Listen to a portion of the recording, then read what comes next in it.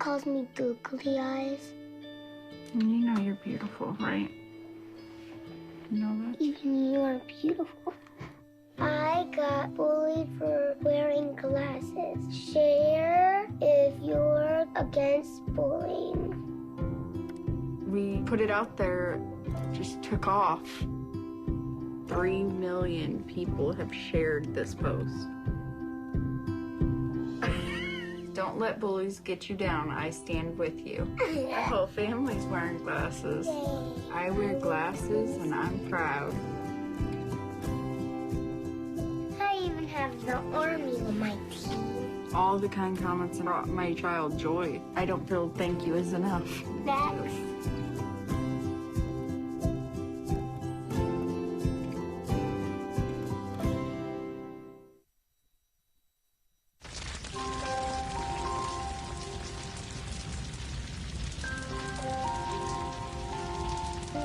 A single ember that escapes from a wildfire can travel more than a mile. That single ember can ignite and destroy your home or even your community. You can't control where the ember will land, only what happens when it does. Get Fire Adapted now at fireadapted.org. I wanted to find a bank with a purpose. I wanted to find a place that would take my money and not use it to cause the financial crisis, but to fix the financial crisis and to help end income inequality. The people that we employ are usually clients right off the streets. They don't have an account, but Amalgamated is willing to get that started for them. Their reputation supporting the working man, I think, speaks for itself. This is a bank that cares for their customers, and I appreciate that. We were able to access a construction loan through the bank's programs, and that loan has helped us house 28 families in the community. Amalgamated is a bank that was started for and about working people. Many of our customers have a deep commitment to advocating for social and economic justice. We share that commitment, and we're not afraid to stand up and say that we need to change some of the way that the country does business.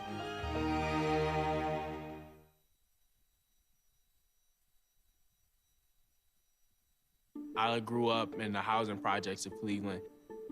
I didn't even know that life could be any better than it was.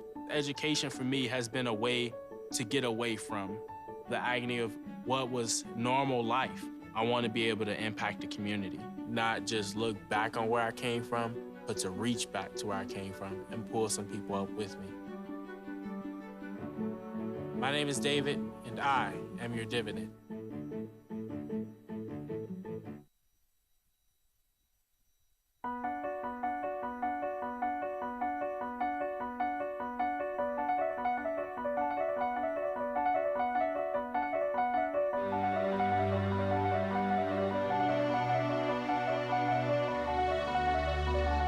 The most important issue on this planet right now is to protect and conserve biodiversity in the world's oceans. And I don't think people realize just how intimate our connection is with the oceans themselves. Not only do they provide the very foundation of life and control our weather, but life just simply could not exist without a healthy ocean. The real problem, though, is apathy. It's all out of sight. It's all out of mind, and people don't even think about it. But it doesn't matter whether you live in Peoria or on the coast. The fact is, whatever happens in the ocean affects all life forms on the planet Earth. If the oceans die, then civilization collapses. We all die. We cannot live on this planet without the oceans. This is, in fact, not the planet Earth. It's the planet ocean, but because we're a land-dwelling species, we refer to it as Earth. But it is the planet ocean, and the oceans are the heart and the foundation of all life on the planet.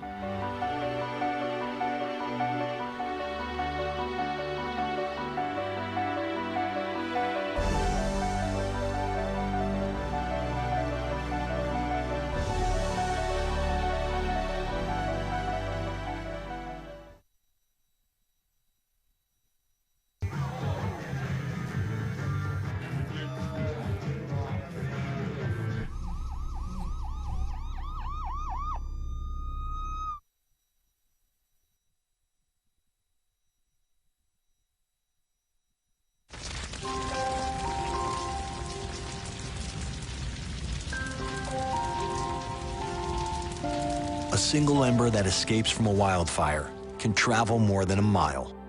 That single ember can ignite and destroy your home or even your community. You can't control where that ember will land, only what happens when it does.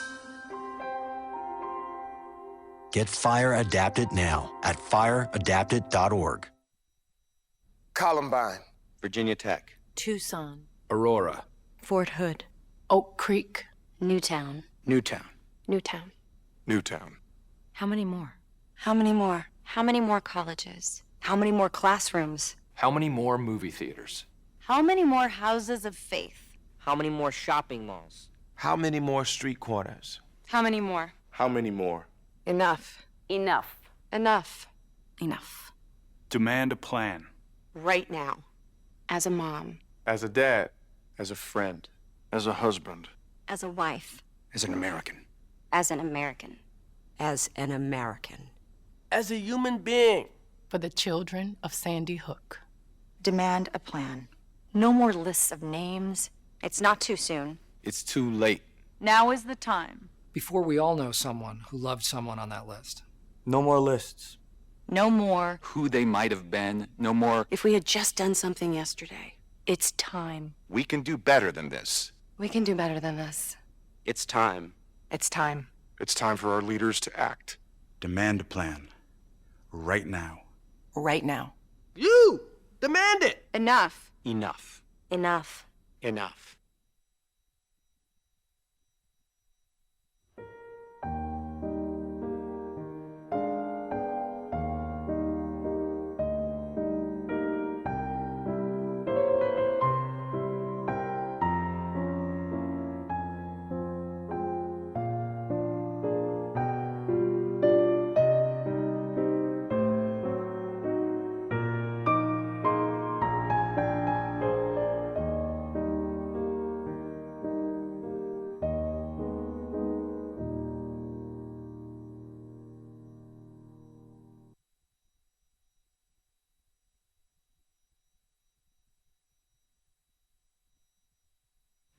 "21. My father is run over by a car. He's passed out in the road with a blood alcohol content 4 times the legal limit. I do not cry. 4 months later, the nurses lose his pulse, and I wonder whose life flashed before his eyes. Rewinding VHS tapes, old home videos. 20. 19, I haven't brought a friend home in 4 years. 18, my mother sips the word divorce. Her mouth curls at the taste like it burns going down. 17, I start doing homework at Starbucks.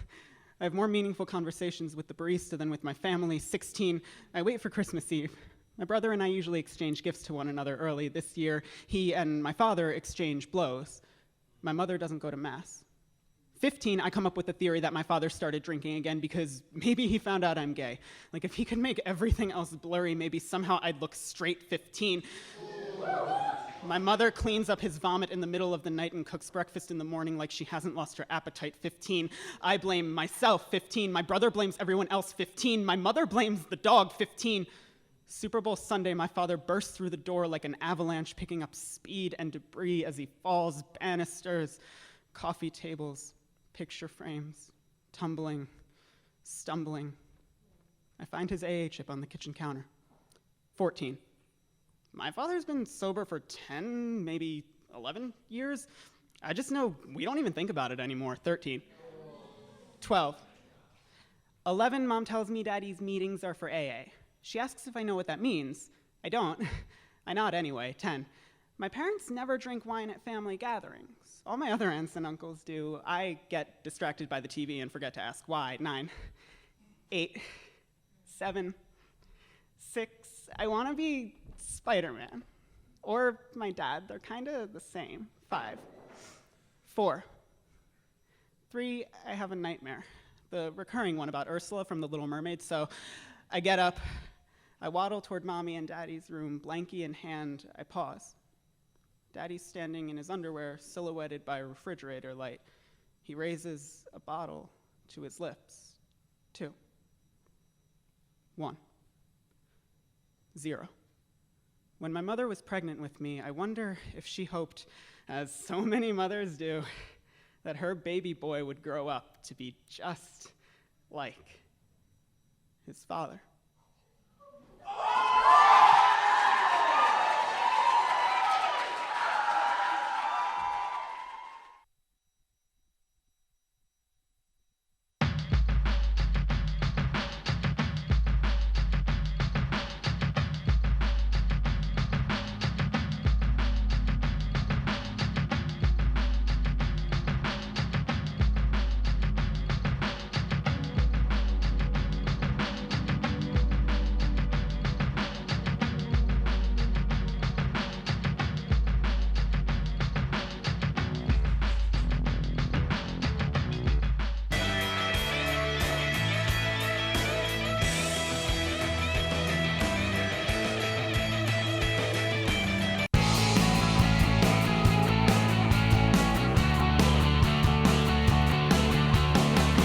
Broadcasting around the nation, on your radio, on your TV, and online. This is The Bill Press Show. Oh boy, it is The Bill Press Show. Yes, indeed, on a Friday, May the 6th, 2016. Bill is not here. Bill is up in Madison, Wisconsin, meeting all of you at Breakfast with Bill here in just about an hour. So if you're listening at 92.1 The Mic, meet up with Bill a little bit later on today at the Northside restaurant there to have breakfast with Bill, buy a book, say hello, tell him what a terrible job we're doing now. But until then, you know, when Bill is out, you expect the best. And sometimes you get me, Peter Ogburn, sitting in for Bill Press. It's going to be a hell of a show, though. We have got so much stuff to talk about. Yesterday was one of the crazier days that we've seen. And you know what? We have like 180-something days to go before the election. Every single day is like a white-knuckle, gnashed teeth ride to the end of the day. Like, I don't know if we're going to survive all the way until November, ladies and gentlemen. We're going to run all of that stuff down for you today here on the Bill Press Show, live on Free Speech TV, which you can find on Dish Network and DirecTV, also on the Roku box. You can also watch us live at youtube.com/TawkrTV. That's TAWKRTV. And you can listen to us on iHeartRadio, the TuneIn app, or on your favorite progressive radio station. All around the country, I am ably assisted by the Bill Press Show team. Jamie Benson running the board. Jamie, good morning. Good morning, Peter Ogburn. Did you go out for Cinco de Mayo at all? God, no, I did not. Amateur hour at its finest. You know, do not go out for St. Patrick's Day or Cinco de Mayo. The Huffington Post put up a great video yesterday featuring a real live Mexican-American who works for them. She's great. Liz Martinez, who explained that Americans get Cinco de Mayo all wrong. Yeah. It's cultural appropriation at its worst. It really is. Or at its finest, however you want to look at it. Ask any white person, why do we celebrate Cinco de Mayo? They go, oh, it's Mexican Independence Day. No. Not really. It's actually in September. Thanks. I know that because of watching that video. You. Yep. Watch that video if you get a chance. It gave me sincere guilt about previous years when I actually did celebrate Cinco de Mayo like a idiotic college. You could get away with it in college. Yeah. I think you could get away with it in college. Cultural appropriation, you just don't know any better, a lot of that stuff in college, right? You're led to believe that we're all supposed to celebrate Cinco de Mayo, but once you get a little older, it's okay, right? To go like, oh, that was stupid, and then not do it anymore. So yeah, don't celebrate Cinco de Mayo. Good grief. Screening your calls at 866-55-PRESS is Ray Rogers. She is standing by, and I mentioned we are on video thanks to Cyprian Bolding, who is here doing a great job. The entire Bill Press staff, Jamie, Ray, and Cyprian, all three of y'all doing a great job today. 3 hours of exhilarating, fantastic talk radio coming. I can't wait to play you some of the audio we have today between Paul Ryan, between a greatest hits list of Ted Cruz. We've got so much stuff to get to. But first, this is the Full Court Press. Thought you'd leave me hanging there, Peter. Just a couple of other stories for you on this Friday morning. Hey, David Cameron, Prime Minister of the United Kingdom, made some news yesterday. Well, actually, he made these comments on Wednesday. The American press really taking wind of them yesterday, saying Donald Trump deserves some respect. That's right. David Cameron, Stop playing with my name. While he is still very much against Donald Trump's Muslim comments, calling them stupid, divisive, and wrong, he did say Trump, quote, deserves our respect. No, he doesn't. Furthermore, David Cameron, quote, knowing the grueling nature of the primaries, what you have to go through to go on and represent your party in a general election, anyone who makes it through that deserves our respect. When you say my name, put some respect on it. That's it. Little Birdman there. Also notable out of that news, Donald Trump yesterday, don't know why he mentioned this at his rally in West Virginia, but he announced publicly that he is for the UK backing out of the European Union. Oh, boy. So he and David Cameron now have something else in common. This is going to be so weird and awkward. This whole thing. Yeah. Let's take a look at the sports desk this morning. Only one game in the NBA playoffs last night. It was the Heat and the Raptors meeting in Game 2 of their series. Looked like the Toronto Raptors were going to lose that one last night. They were down 77-70 with 6 minutes, 35 seconds remaining in regulation. Then all of a sudden, Jonas Valanciunas was their hero last night. Their power forward center who doesn't get as much shine as their stars Kyle Lowry and DeMar DeRozan. That's great, man. Yeah, but Lowry and DeRozan were making no shots last night. The Raptors looked like a great team in the regular season and now look like a very mediocre one in the playoffs. Also want to mention in hockey last night, an incredible 3 overtime game. You know, if you don't like hockey in the regular season, I get it. It's pretty boring. You're watching the playoffs, it's a whole different animal. Let's play this real quick. I love this clip. You play this. I want to hear So last night, this morning around 3 a.m. Eastern time, the Nashville Predators defeated the San Jose Sharks 4-3 in third overtime. Here's Pete Weber and Brent Peterson on the Predators Radio Network. Martin Jones plays it over for Braun. Wilson stops it. Comes out for Eckholt. Stop. Rebound. Fisher scores. Fisher scores. Yay! Goal at 11-12 in the third overtime. Can't get the Predators have tied the series. It's a 4-3 win. So that's what happened in hockey last night. I love Homer sports calls. I love them. Tune in, lots more NBA and NHL playoffs tonight. And finally, 7-Eleven is introducing yet another ridiculous product. Oh, no. This time is to celebrate Shark Week. Of course, Discovery Channel every year does Shark Week. It's endless amounts of shark-related programming. This year will start on June 26. 7-Eleven, to celebrate, is offering a blue raspberry Slurpee flavored donut. Whoa. There's so many things. It's so disgusting. Blue raspberry Slurpee. I was like, that's not so crazy. Blue raspberry Slurpee donut? Yeah, and I think you were out the last time I read a story related to this. 7-Eleven did do this similar thing for the Cherry Blossom Festival here in D.C. They did a cherry Slurpee donut. It's 270 calories. I don't mind Slurpees. I don't get them because I'm a grown man. But in a donut. Ugh. Yeah. Ugh. If you have the appetite. Don't eat food from 7-Eleven. By the way, unless you're in college, this goes back to the Cinco It's thing. okay if you're in college. I tweeted about this the other day, and I got so much grief from people. I've had like 10 people in my life be like, "Oh, you got to go to a Wawa, man. You've been to a Wawa? Wawa is the greatest. Oh, you got to go to a Wawa." I went to a Wawa the other day. It's literally just a gas station. Like, what is wrong with you people? Well, you have a cult following. It's a gas station. I walked in. I'm like, what is this? I tried it for the first time maybe Sip is mad. 3 years ago when I passed through Delaware, which is something I regret. I hope Bill's not listening this morning.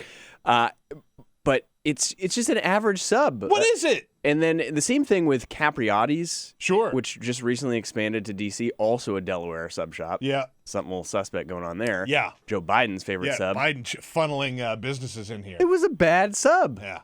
And I'm a sub connoisseur. I like if the next person comes up to me and was like, "Oh, like there's a battle between like Wawa and Sheetz." Oh, I'm a Sheetz guy. I'm a Wawa guy. I don't care.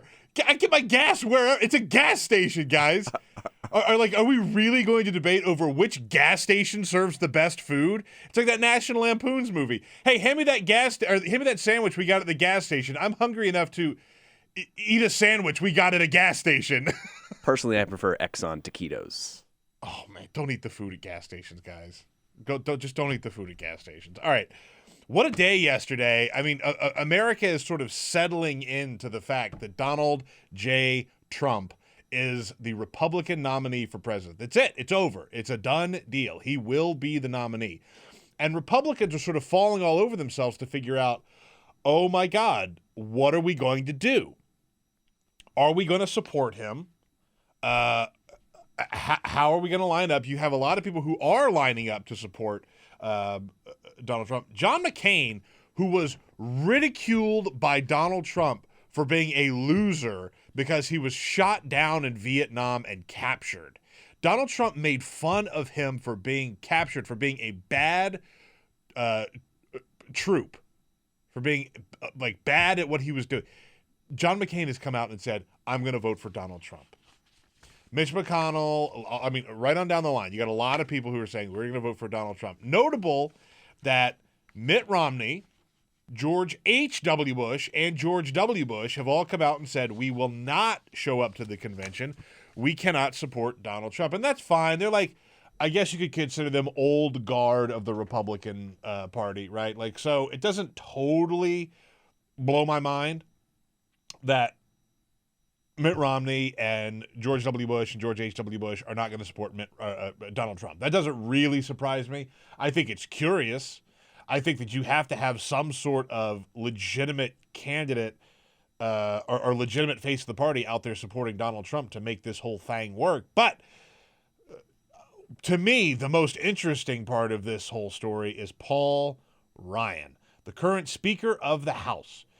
He is the guy, I would say, is the face of the Republican Party. Donald Trump is the nominee, but it's hard to say he represents Republicans. They all came out. A lot of them came out and tried to stop him. So when you look at highest ranking Republicans who has the best interest of the party at heart, I guess it would be Paul Ryan. Does anybody disagree with that? I mean, God, no.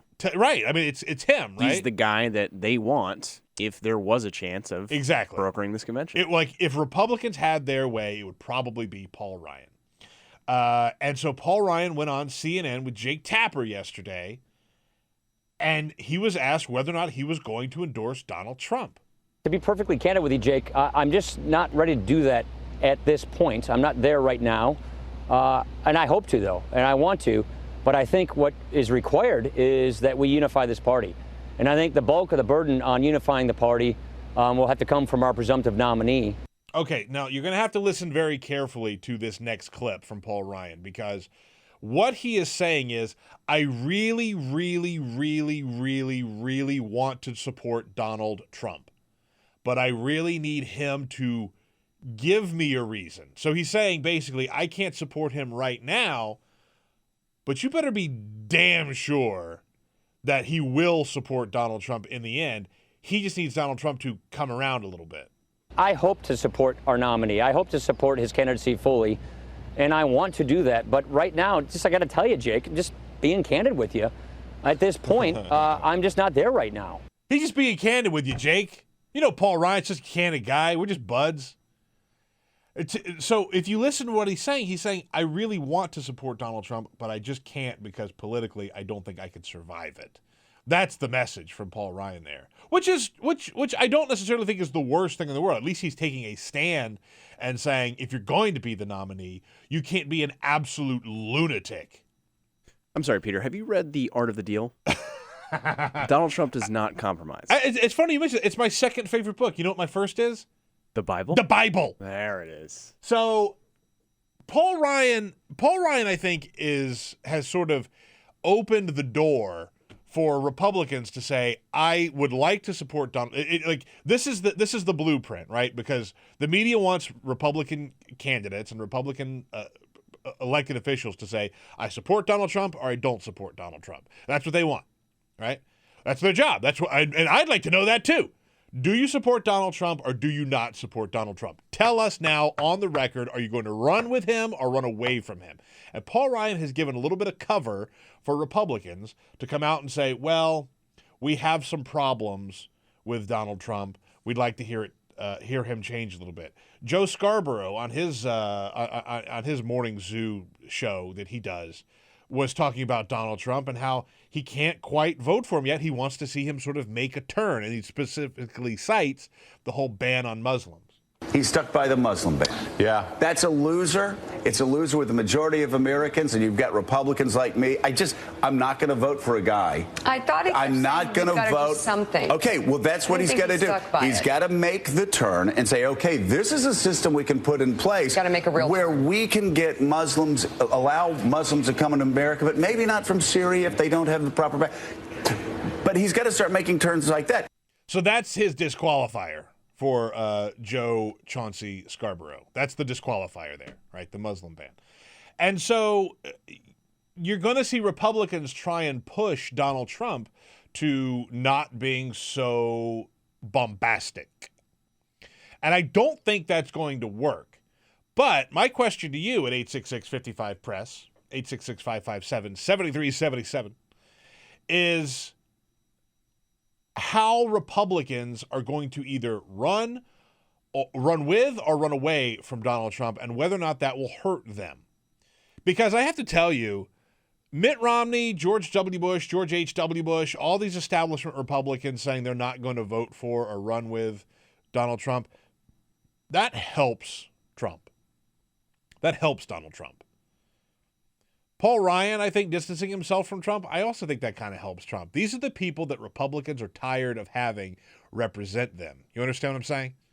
These are the people that the Republicans want to throw out of office. They're not tired of Barack Obama and the Democrats. I mean, they are.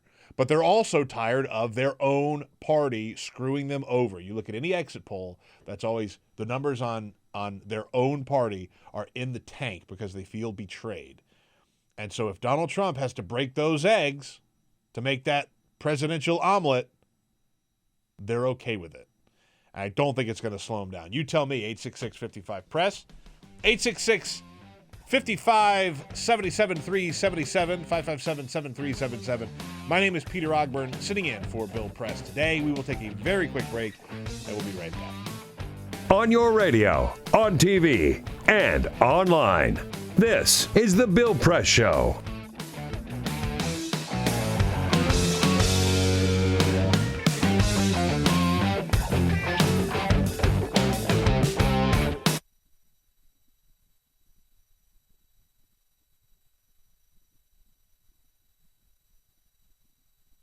On opening body bags after Typhoon Haiyan.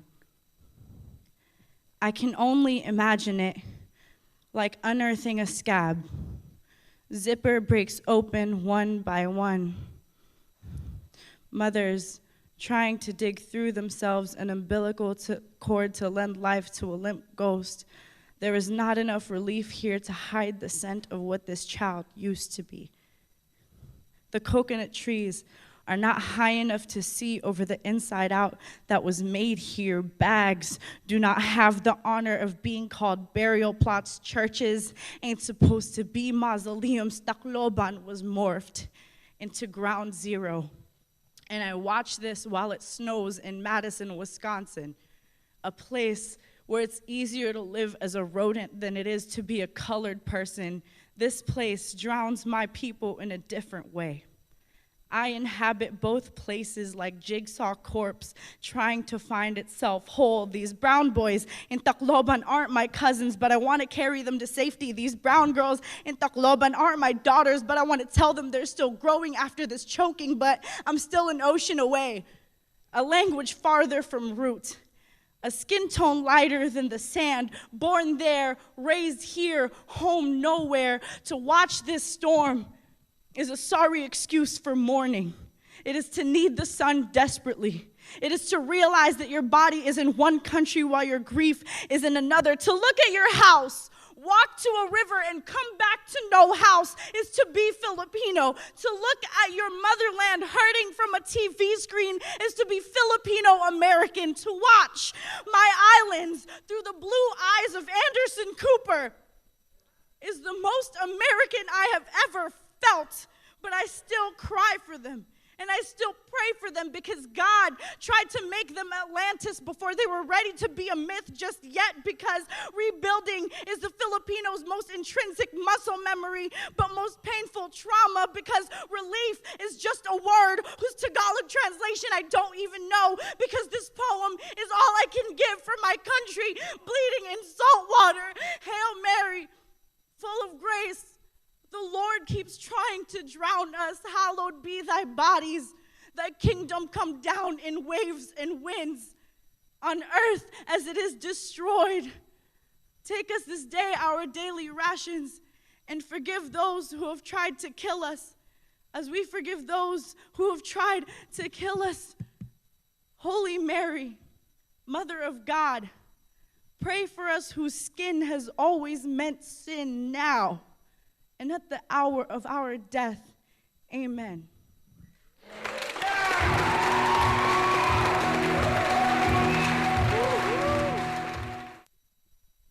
I grew up in the housing projects of Cleveland. I didn't even know that life could be any better than it was. Education for me has been a way to get away from the agony of what was normal life. I want to be able to impact the community, not just look back on where I came from, but to reach back to where I came from and pull some people up with me. My name is David, and I am your dividend.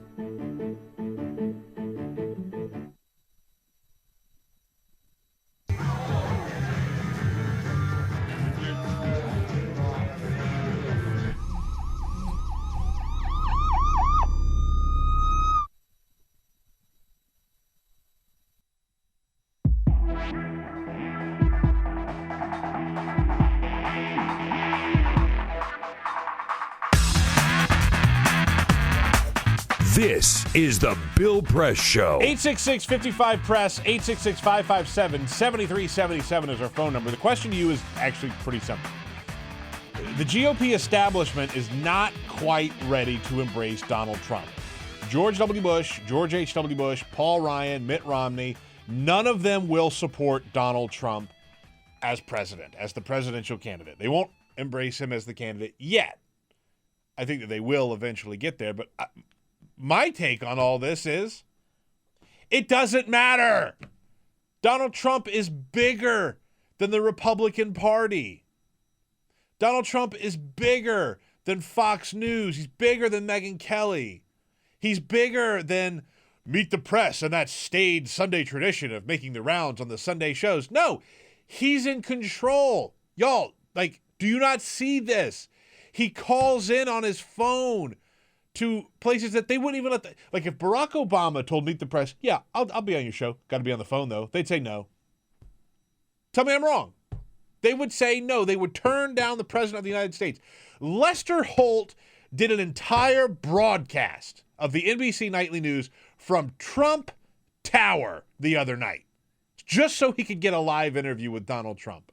Now, we're going to get into this question of the media and Donald Trump, but my take is Donald Trump is bigger than all of this. These Republicans that are saying they won't support him, it doesn't matter. He doesn't need their support. He's running against them. He has been the whole time. But you tell me, 866-55-PRESS, does this hurt Donald Trump? Does Mitt Romney not speaking at the convention hurt him? The Bushes, does it hurt him? Paul Ryan, call me and let me know. My name is Peter Ogden. I'm sitting in for Bill Press. Take a quick break. We'll be right back. This is the Bill Press Show.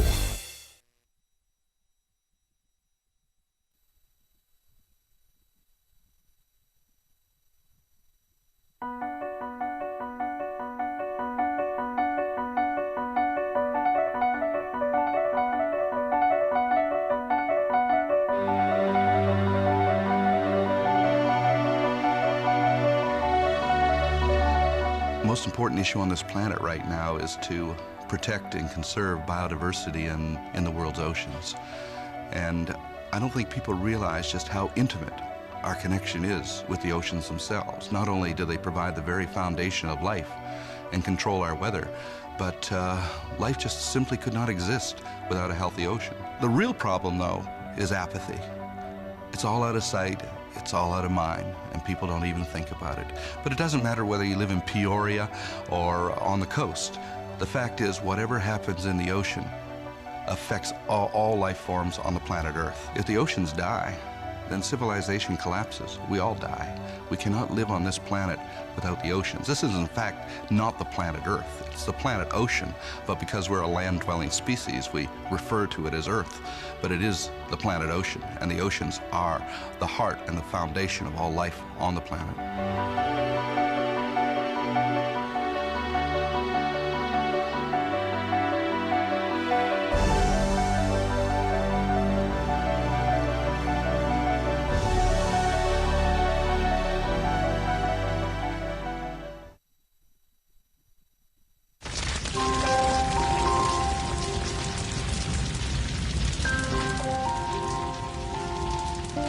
A single ember that escapes from a wildfire can travel more than a mile.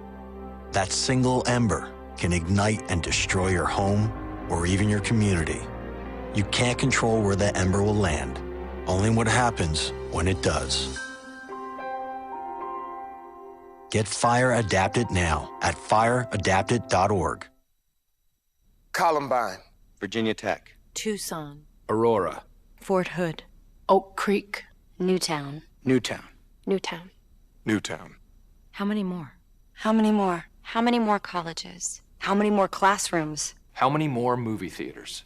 How many more houses of faith? How many more shopping malls? How many more street corners? How many more? How many more? Enough. Enough. Enough. Enough. Demand a plan. Right now. As a mom. As a dad. As a friend. As a husband. As a wife. As an American. As an American. As an American. As a human being. For the children of Sandy Hook. Demand a plan. No more lists of names. It's not too soon. It's too late. Now is the time. Before we all know someone who loved someone on that list. No more lists. No more. Who they might have been. No more. If we had just done something yesterday. It's time. We can do better than this. We can do better than this. It's time. It's time. It's time for our leaders to act. Demand a plan. Right now. Right now. You!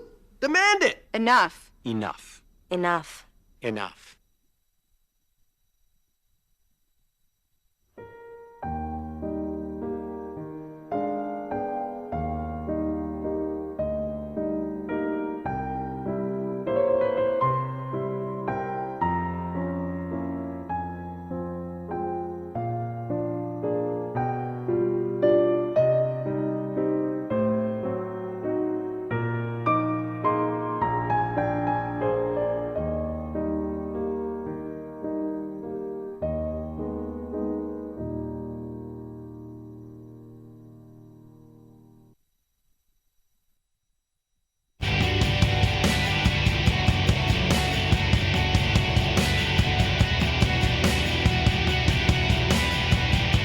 Seen on Free Speech TV and online on TawkrTV. This is the Bill Press Show. It is the Bill Press Show, 33 minutes past the hour on a Friday, May 6th.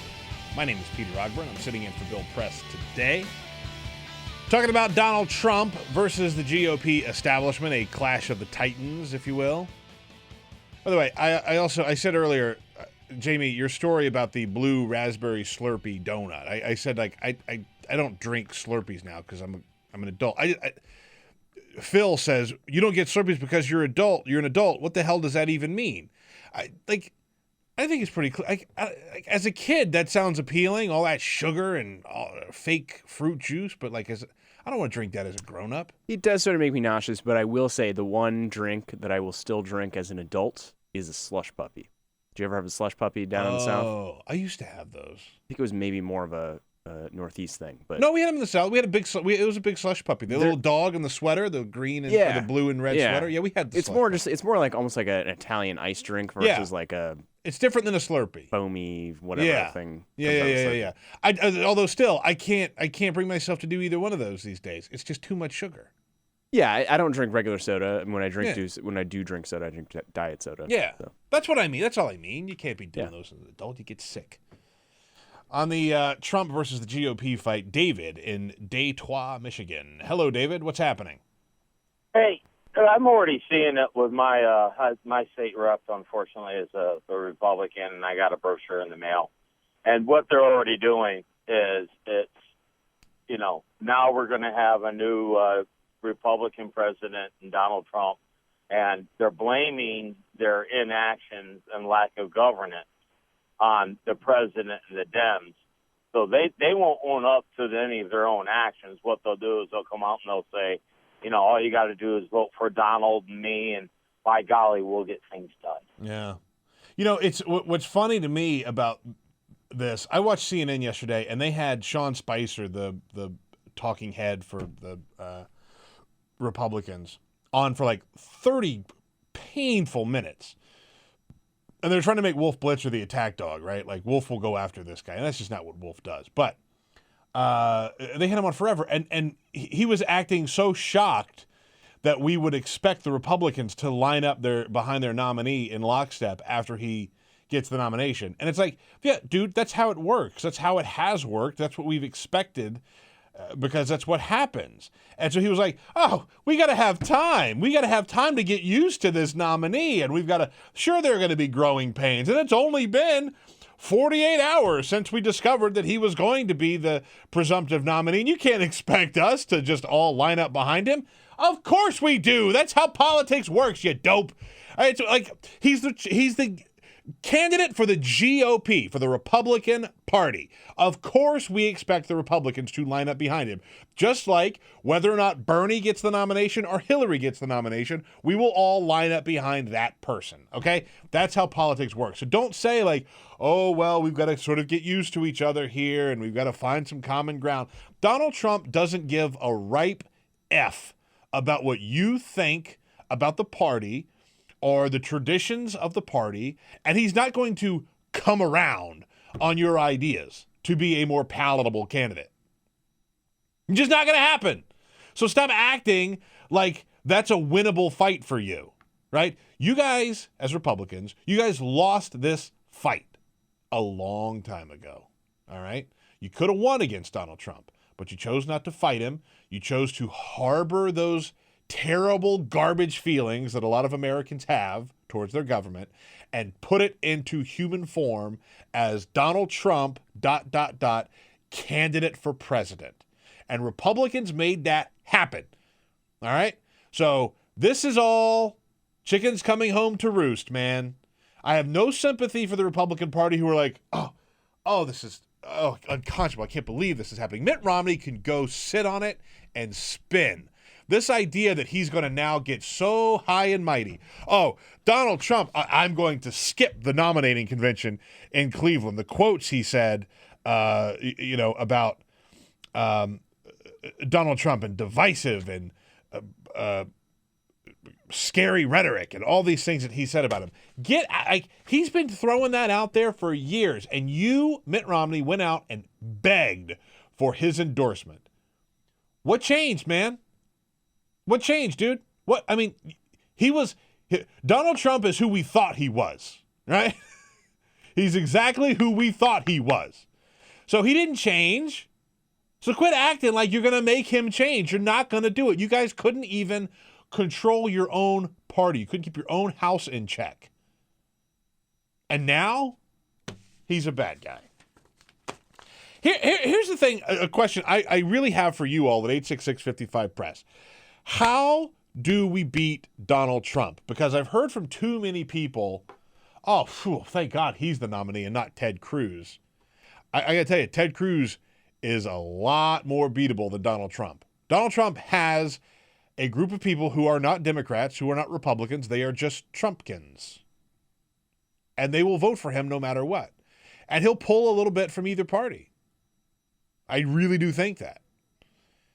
And so, how do you beat Donald Trump? I don't think that we should leave it up to the media to shine the light on all of his lies. By the way, the height of media putting their head in the sand on the power of Donald Trump. Jamie, this clip came from June of 2015, a year ago, on ABC's This Week. There's a panel with George Stephanopoulos, the host, Maggie Haberman of the New York Times, and our friend Congressman Keith Ellison. And Ellison points out Donald Trump could be the nominee a year ago. And listen, I'm going to sound like Chris Hayes here. Listen to the media elites, how they laugh at the idea of Donald Trump. Listen to them. Terrified of the possibility of President Trump. Better vote, better get active, better get involved, because this man has got some momentum, and we better be ready for the fact that he might be leading the Republican ticket next. I know you don't believe that. Sorry to laugh. Sorry to laugh. Jesse Ventura in Minnesota win the governorship. Nobody thought he was going to win. I'm telling you, stranger things have happened. Oh, there's no way that could happen, Keith, you buffoon. We know politics better than anybody. Oh, what's that? Donald Trump is now the nominee for the Republican Party? Oh, I'm sorry. So maybe you don't know what you're talking about. Folks, the media is going to get this wrong all through November. And by the way, shout out to Brendan James. He's the one that pointed that clip out, our friend Deep Beige on Twitter. It's scary how little the media knows and how little the media understands about the phenomenon of Donald Trump. Keith Ellison mentioned there Jesse Ventura, who became governor of Minnesota, a former professional wrestler who now, is like the lead conspiracy theorist in America. That guy became governor of Minnesota. Could happen here with Donald Trump. It really could.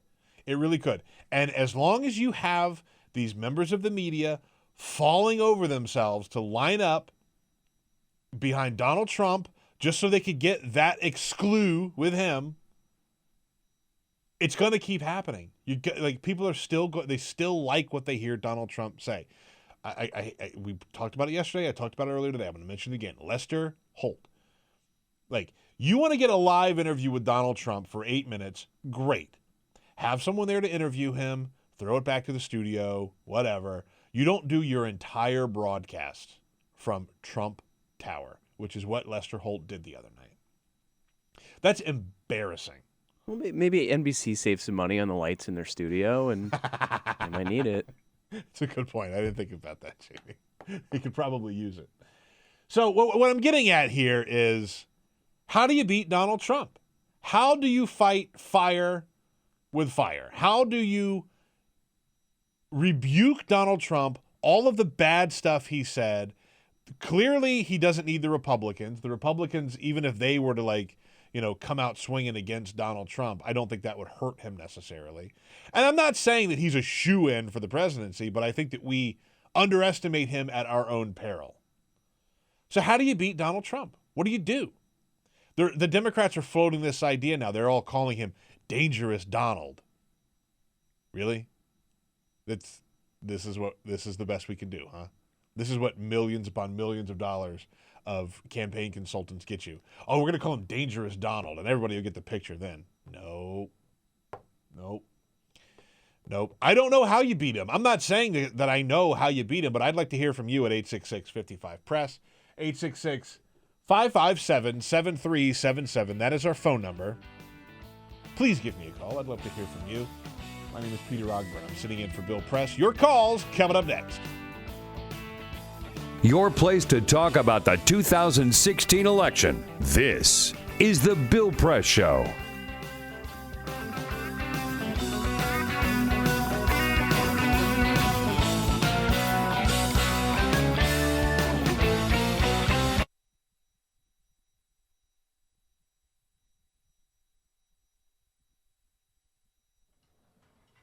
For my 6th birthday, my grandpa gave me a Rubik's Cube.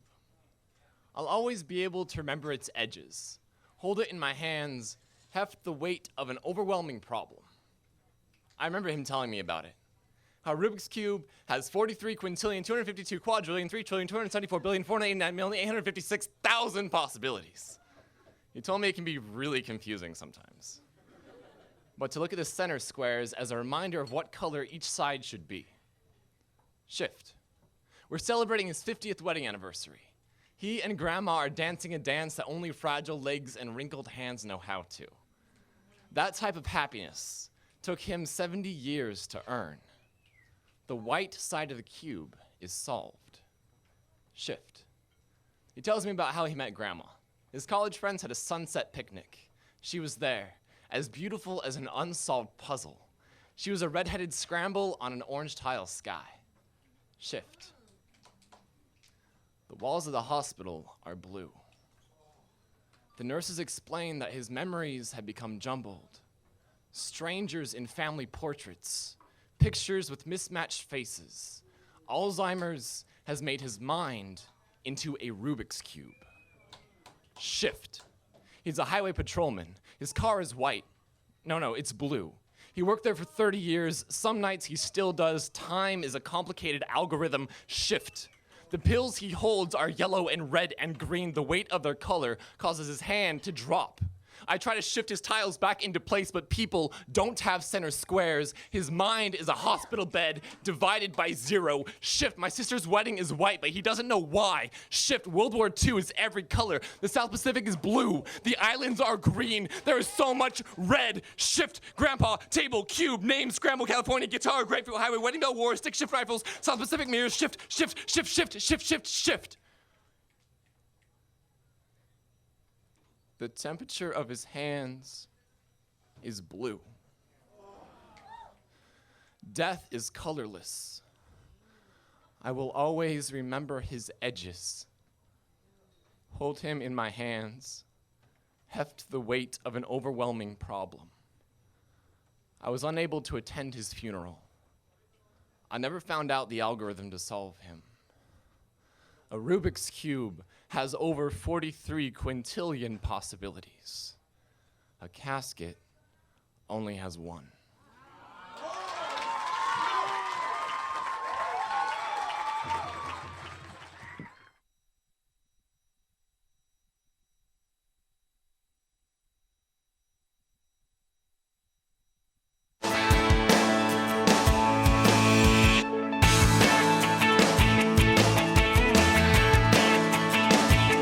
He's not running for president, but he will shake hands and kiss babies. It's the Bill Press Show, your progressive headquarters for the 2016 election. All right. My name is Peter Ogden. I'm sitting in for Bill Press today. We got a lot of comments on Twitter. At BP Show. At BP Show is where we are. You can find me at Peter Ogburn. I haven't even mentioned you can follow Jamie Benson at JBensonDC. Also, a great place to go and send him your fan mail. You can open up the mail sack later on if we get it. Keep it PG-13, please. It's Friday. We can cut loose a little bit. I got my first tweet the other day from someone saying that I was they referred to me as Bill's co-host, which is not true. but I mean, it's still like it's a good title. I'll take that. They said I was looking pretty cute in here. I saw you were feeling yourself. From a fella, I felt really good about it. I will take compliments from anybody. I don't care. But we're on Twitter and at BP Show. A couple different comments. Jeff Jones weighs in and says, it's difficult to tell whether your Trump soliloquy is praise or lament. That's how he will win. The media is obsessed. I'm sorry, I don't know if I was not clear enough, but I really think Donald Trump is the succubus. I think he's the worst person in politics. He's the worst thing to happen to America in a long, long, long time. So if I sounded like I was praising him on any level, I apologize for that.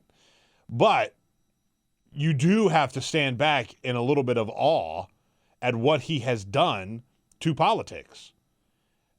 Not in an admiring manner, by the way, but look at what he has done. He has gotten himself in a position where it doesn't matter what the GOP thinks of him. It doesn't matter what Fox News thinks of him. That's my point. Missy says, Peter, I agree with you 100%. Trump is dangerous. Any way you look at it, you guys just keep doing what you're doing, and we need truth tellers like you. I'd like to think that's enough, but we are, in a way, preaching to the choir here a little bit. Like, I hope that nobody listening to this show is even considering voting for Donald Trump. And if you are, shame on you. Don't do it. But, like, we're going to keep doing what we're doing, and that's an important thing.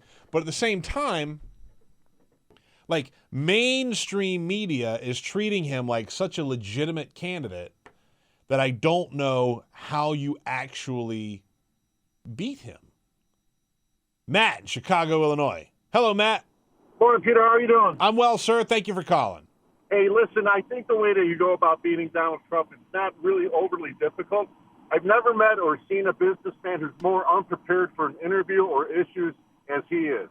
So one of the ways that you go about doing it is that you school him on the issues, especially when it comes to the debate, so that you get the people who are in the middle ground to vote for you. And at the same time, you let the super PACs do the dirty work.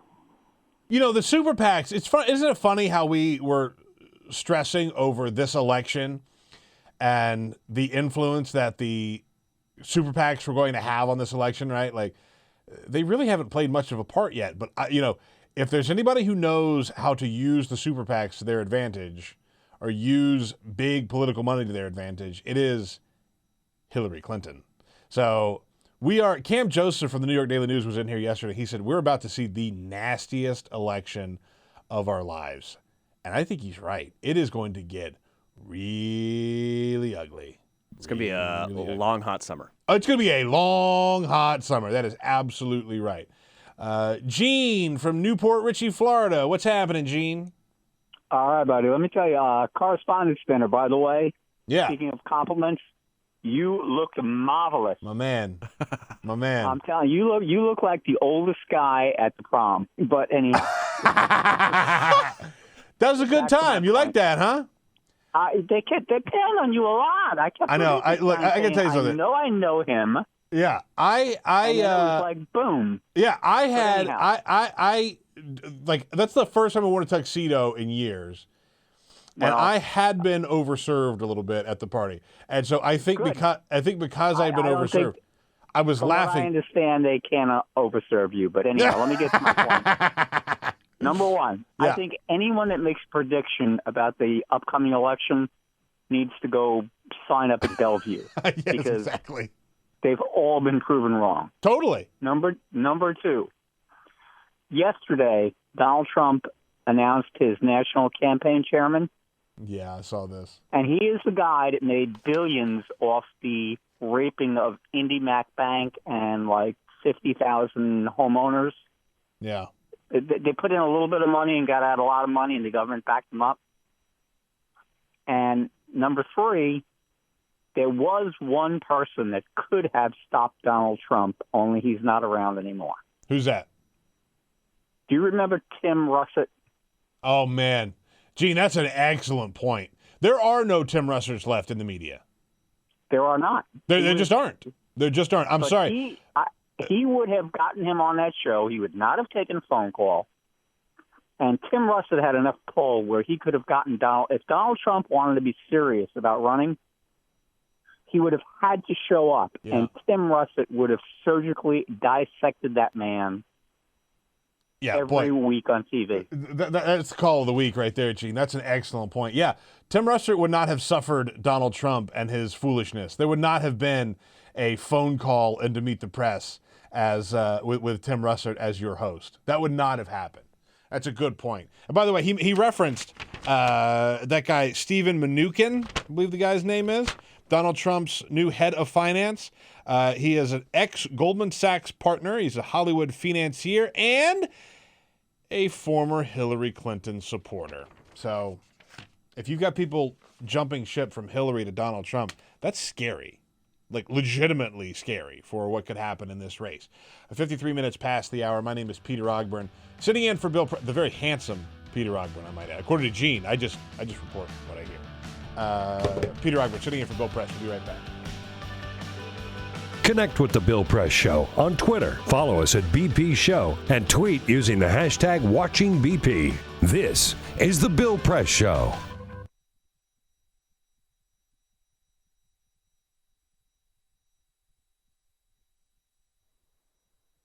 Every day when I was 5, my older sister would play teacher. Her students were me, my stuffed rabbit, and an American Girl doll. She'd line us up at the end of the bed and teach us whatever she'd learned in school that day. Now she teaches ESL at an elementary school in Boston, and every week she tells me stories about her students. Anna does not know how to read in Spanish, much less English, but she still wants to be a writer when she grows up. Juan chooses to stay inside and study at recess so that one day he'll be able to teach his own brother. These kids are good organs in a sick body. In 2001, No Child Left Behind gutted bilingual education. Students who have been in the country for 1 year are now expected to perform at grade level on standardized English tests. My sister is not allowed to instruct them in Spanish. If the kids don't jump high enough, the school loses money. Improving a school by picking its pockets is like tuning a guitar by ripping off the strings. Learning to read in a new language before you can even read in your own is like learning to walk while a pit bull is chasing you. Like learning to sing with the conductor's fist down your throat. This year for my sister's birthday, I got books for her students. A poem on one page in Spanish, the next in English. She is not allowed to help them read the first. Their heritage is a banned book. Learning to read in a new language when you can't even read in your own is like trying to heal a burn victim by drowning them. We are telling these children who have spent their whole lives in the deep end that they'll learn how to swim if they just float out a little farther. In the 1980s, American slaughterhouses began building corrals in curves so no animals could see the blood at the end of the tracks. This is how we kept them moving forward. In 2001, we began building the hallways of our schools in curves. This is how we keep them moving forward. You never learn, you fail the test. You never learn, you fail the test. You never learn, you drop out. I know. I am lucky enough to be one of the winners of this game. I was handed a head start and a rule book in my own tongue, but the winners of a rigged game should not get to write the rules. On the television, some senator preaches that throwing money at an urban school is like feeding caviar to your dog. They just won't know how to appreciate it. After all, if these parents can't take care of their own children, why should we? Well, tell that to Anna, who has my sister translate newsletters aloud to her father because he too was never taught how to read. Tell that to Juan, whose mother and baby brother are still in Guatemala, whose father works 3 jobs. My sister tells me school is the most stable place in these kids' lives. She has been a teacher since she was smaller than they are. But since when does being a teacher mean having to swear not to help? Since when does being a teacher mean having your hands tied while the schoolhouse burns to the ground? We are leading these children along a track built in circles as their lungs fill with smoke, telling them it is their fault. They can't find a way out. Dylan Garrity from Slam MN. Bill Press Show. My name is Peter Ogburn, sitting in for Bill Press today. All right, so yesterday was Cinco de Mayo, and Donald Trump tweeted out a photo of him at his desk eating a taco bowl. And he says, "Happy Cinco de Mayo. The best taco bowls are made in Trump Tower Grill. I love Hispanics." And it's a photo of him crouched over this taco shell filled with meat and cheese, and somebody noticed that it's sitting on top of a stack of papers, which includes a magazine with his ex-wife Marla Maples in a bikini in it. Did you see it? No. There's like a little shot of a woman in a bikini, and if you zoom in, it's Marla Maples, his ex-wife. And BuzzFeed Andrew Kaczynski from BuzzFeed, called the Trump Tower Grill. They don't even serve taco bowls. Well, the best part of it to me is New York Eater reviewed it back in January. Robert Seatsmith said he called it bland and an insult to Mexicans every bit as profound as Trump's previous pronouncement. I love Hispanics, is what Trump says. Happy Cinco de Mayo with fake Mexican food from Donald Trump. Oh, boy. Peter Ogburn in for Bill Press. We'll be back after this. This is the Bill Press Show.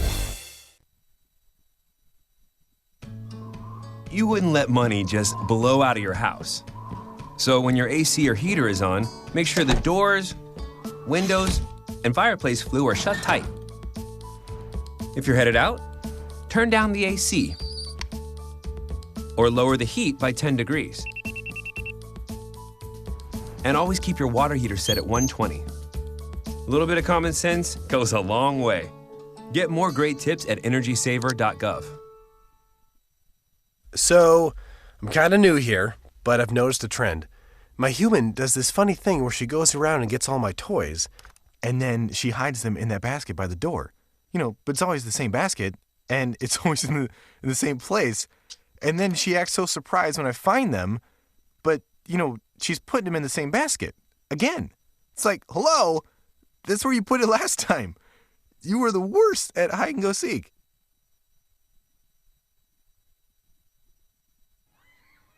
All right, guys, I want to take the last part of the day to change our focus and talk a little bit about water. There's rivers, there's lakes, there's huge oceans. You get thirsty, you just go and you get some water, right? We rely on rain for our water. We even rely on snow. But what if it doesn't rain? What if it doesn't snow? We have to get the word out about water conservation. I want you to tell your parents, your friends, your neighbors, how important it is to save water. It's up to you guys to save the planet. All right?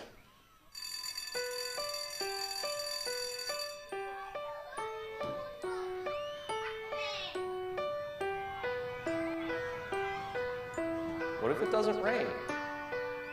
What if it doesn't snow? We have to get the word out about water conservation. It's up to you guys to save the planet.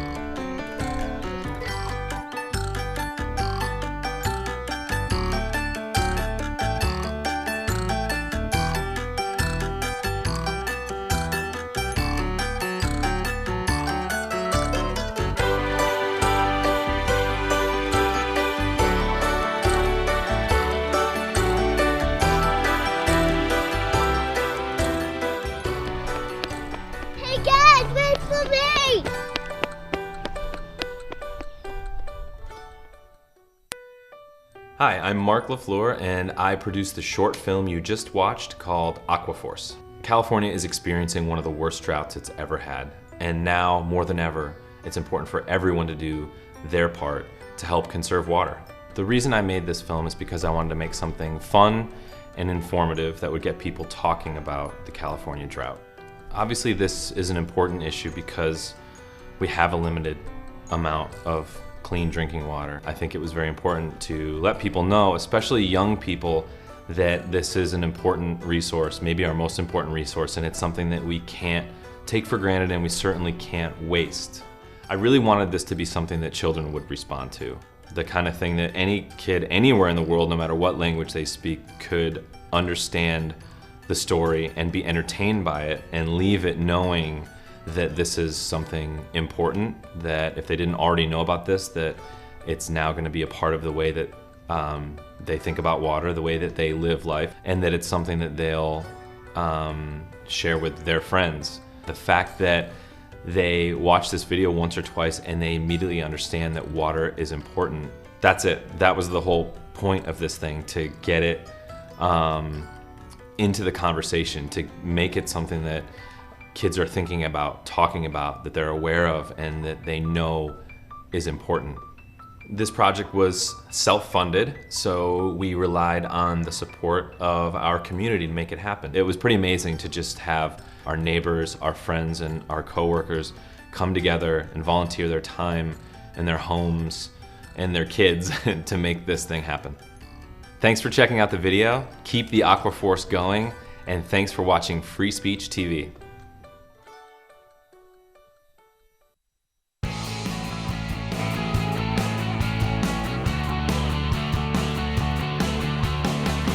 Broadcasting around the nation, on your radio, on your TV, and online.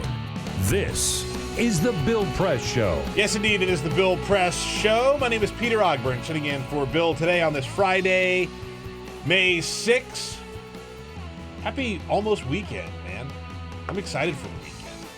Jamie Benson is running the board. Ray Rogers is screening your calls at 866-55-PRESS. And Cyprian Bolding is making us look so good on the camera. Hello, Jamie. Hey, Peter. Our last caller, by the way, called in to let me know how good I looked. And you what were you were taking a picture of me reacting to them telling me how good I look? Yeah, unfortunately you didn't blush. No red on the face, which I was aiming for, but how'd the picture look that you took? It's a good picture. Don't put that out in the world yet. It's a lot of glare because I took it through the glass. Don't but it's a put great that out picture. in the world yet. I want to see it before you put it out there. Yes, sir. We got a lot of stuff to talk about. Our good friend from Defense One, tech editor Patrick Tucker is in the studio. Hey, Patrick, how you doing, man? I'm well. I'm good. You can follow him on Twitter at DefTechPat and read his work at defenseone.com. So, Jamie, I want to play a little audio here. I want to go back to the Trump thing because Trump was in West Virginia yesterday. And I know people are giving us so much grief. Oh, you're talking about Trump so much. But, like, I think we're coming from the right place here. We're not, like, trying to give him too much exposure. So he's in West Virginia, and he says, oh, well, I almost didn't come here because I've sealed up the nomination. I wasn't going to come today. They all said you don't have to come because, the contest is over, and you're the nominee of the Republican Party. Congratulations. And then he goes on to tell people, just listen to him. Save your vote for the general election, okay? Forget this one. The primary's gone. Save your vote for the general election in November. Does he realize that you can vote twice? You can vote in the primary and in the general. Save your vote. Yeah. You get more than one. He just doesn't get it, I guess. It's so funny. Save your vote for what? Right? Just vote. Vote in the primary and then vote in the general. He only wants the fresh ones. Yeah. Save your vote until it's until the peak of freshness. Yes. And only then would I like your vote. Yeah. Only when it's the best vote. I don't want brown spotted votes. No. None of that. Yeah. We have a lot of things to talk about with you, Patrick. We're going to get right into that. But first, this is the Full Court Press. All right, just a couple of other stories for you on this Friday morning. Breaking this morning, Mary Madeline. She is married, of course, to a Democratic strategist, James Carville. Sure. She has been a Republican all of her life, but she announced yesterday via Bloomberg Politics that she will be switching parties. Whoa. So she is not switching to her husband's side. She instead will become a libertarian. She insists this has nothing to do with Donald Trump. Oh, really? Okay. Mm-hmm. She says she's a Republican in the Jeffersonian-Madisonian sense, which I didn't know we were going that route with all these Indians, whatever. She switched her party to the Whig party. Yeah, exactly. She said, obviously, conservatives have been angry after 2 successive presidential elections that they have lost, and she does see her now former party, falling apart. Man, oh man. So I'm sure she'll be on TV a lot. It's an interesting this turn. weekend. I mean, Republicans who can't bring themselves to vote for Trump and can't bring themselves to vote for Hillary Clinton, it's Gary Johnson time. Yeah, I guess so. There was I saw this, Nate Silver put up this graphic of interest on Google in Gary Johnson after the Indiana primary, and it was huge. It was a I huge believe jump. it. Yeah. I mean, there are Republicans who will not vote for Trump and will not vote for Hillary Clinton. And they're not going to sit the election out. So what do? I think, look, Gary Johnson ain't going to be president of the United States, but you'll see some real Republicans who are saying, I don't want to waste my vote or lose my vote. I have to vote with the guy that best represents me, and it's Gary Johnson. And the other thing, yesterday Donald Trump said Bernie has been treated so badly he should run as an independent. Yeah. That's not going to happen. Of course he wants that. That helps him. Yeah. But here's the thing, though. If you are going to vote, don't waste your vote. Wait until the general election. Right. Back to the sports desk here. Houston Astros second baseman Jose Altuve met a boy yesterday before their game, the Houston Astros game against the Mariners at Minute Maid Park. A boy with terminal cancer, an 11-year-old named Dylan. Straight out of a Babe Ruth history book, Dylan asked Jose Altuve, hit a home run for me today. Oh, my God. These stories break me. And what did Jose Altuve do? He delivered, hit a home run in his first at-bat. Come on. He had a 4-for-4 night last night, likely because young Dylan was in the stands. Unfortunately, the Houston Astros lost the game to it was the Mariners, not the Marlins, 6-3. Oh, my God. Is that story something else? Yeah. You know, there's a similar story here in Washington, D.C. Bryce Harper promised a young child with cancer he was going to ground out to second. And lo and behold, he did. Oh, we're going to move on. And finally, a little update on a story, Peter, that you've been reading from a couple of times over the past couple of weeks. I'm sorry. There was a public vote in the UK to name a new polar research ship, right? Remember this? Yeah, Bodie McBoatface. And the number one vote was for Bodie McBoatface. Yeah. They had opened, I suppose, a $300 million boat. However, yesterday morning, the UK's science minister announced that they will not be calling it Bodie McBoatface. I knew this was coming. They instead picked the 5th place winner. It'll be called the RRS Sir David Attenborough, quote, in tribute to a great broadcaster and natural scientist. Okay, David Attenborough is the greatest, so I'm not that upset about it, but don't hold these things if you're not going to let the people speak. I don't get why. I mean, I get, obviously, David Attenborough, as you said, is a great person, but that was the 5th result. There's nothing wrong with Bodie McBoatface. Was it like number 2, Mr. Bodie McBoatface? Yeah. It was something really like they were all kind of dumb. Yeah. Number 2 was RRS Poppy Mai. I don't know what that means. There were a couple other really goofy ones on there. That I mean, if you're going to have this, you're going to go through the process of letting the people vote. Let the people speak. Or just don't have it at all. Although David Attenborough is a pretty good name. All right, Patrick Tucker. I want to start off with something we hadn't talked about. Donald Trump and his, how he's going to be as commander-in-chief should we be dealt that hand as him being president, right? Right. When you look at his plan to defeat ISIS, even as recent as yesterday, we're going to defeat ISIS. How are we going to defeat them? Well, we're going to hit them very hard. Right. That's his answer. Yeah.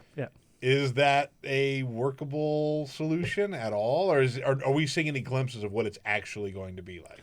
We don't know yet the full details of a Trump foreign policy. He's come out with strong statements against ISIS, as though there's anyone that was running for president that's like, ISIS, I think I'm okay with them, you know. By far the boldest and clearest, perhaps most controversial, but also most substantial foreign policy proposal dealing with ISIS came from Lindsey Graham. He wanted to actually put 20,000 troops in Iraq. It was controversial, but a lot of people in the military would have told you, not exactly on the record, that would have had an impact. So it's one of these sort of put up or shut up moments in terms of what do you do about ISIS. The alternative, of course, is make this sort of joint coalition thing work. Make all of these partner states that are with us in this fight show that they can have a real impact. And that's the route that we're going, and there's some indication that we actually are having success. It's not the sort of success that's going to be politically fantastic because it takes forever. This is a huge, very difficult fight. There's nothing to suggest that Trump would go ahead and send ground troops into Iraq. I haven't seen. This is not something that he's been about. In fact, he's been a huge critic of the first Iraq War and the idea that it's the position of the United States to go out and lead in this, great endeavor of policing the world. So he was a huge critic of Bush II's Iraq War venture. And that's something that, a lot of people, one of those things that people said, oh, this will totally count against him with the Republican base. He's completely alienated that, national security stool leg of the Republican Party. But in so doing, he's tapping into, the base of support that was there for Ron Paul, that Rand Paul could have secured, except he kind of wassailed a little bit too much. So it's saying that, yeah, I'm definitely going to go out and get ISIS. I'm definitely not going to commit ground troops. We're definitely going to follow up with, more targeted airstrikes isn't actually that different from what a lot of other candidates have said. What has distinguished him is his willingness to say all of these things while also striking a tone of discord with U.S. allies, calling into question the relevance of NATO, for instance.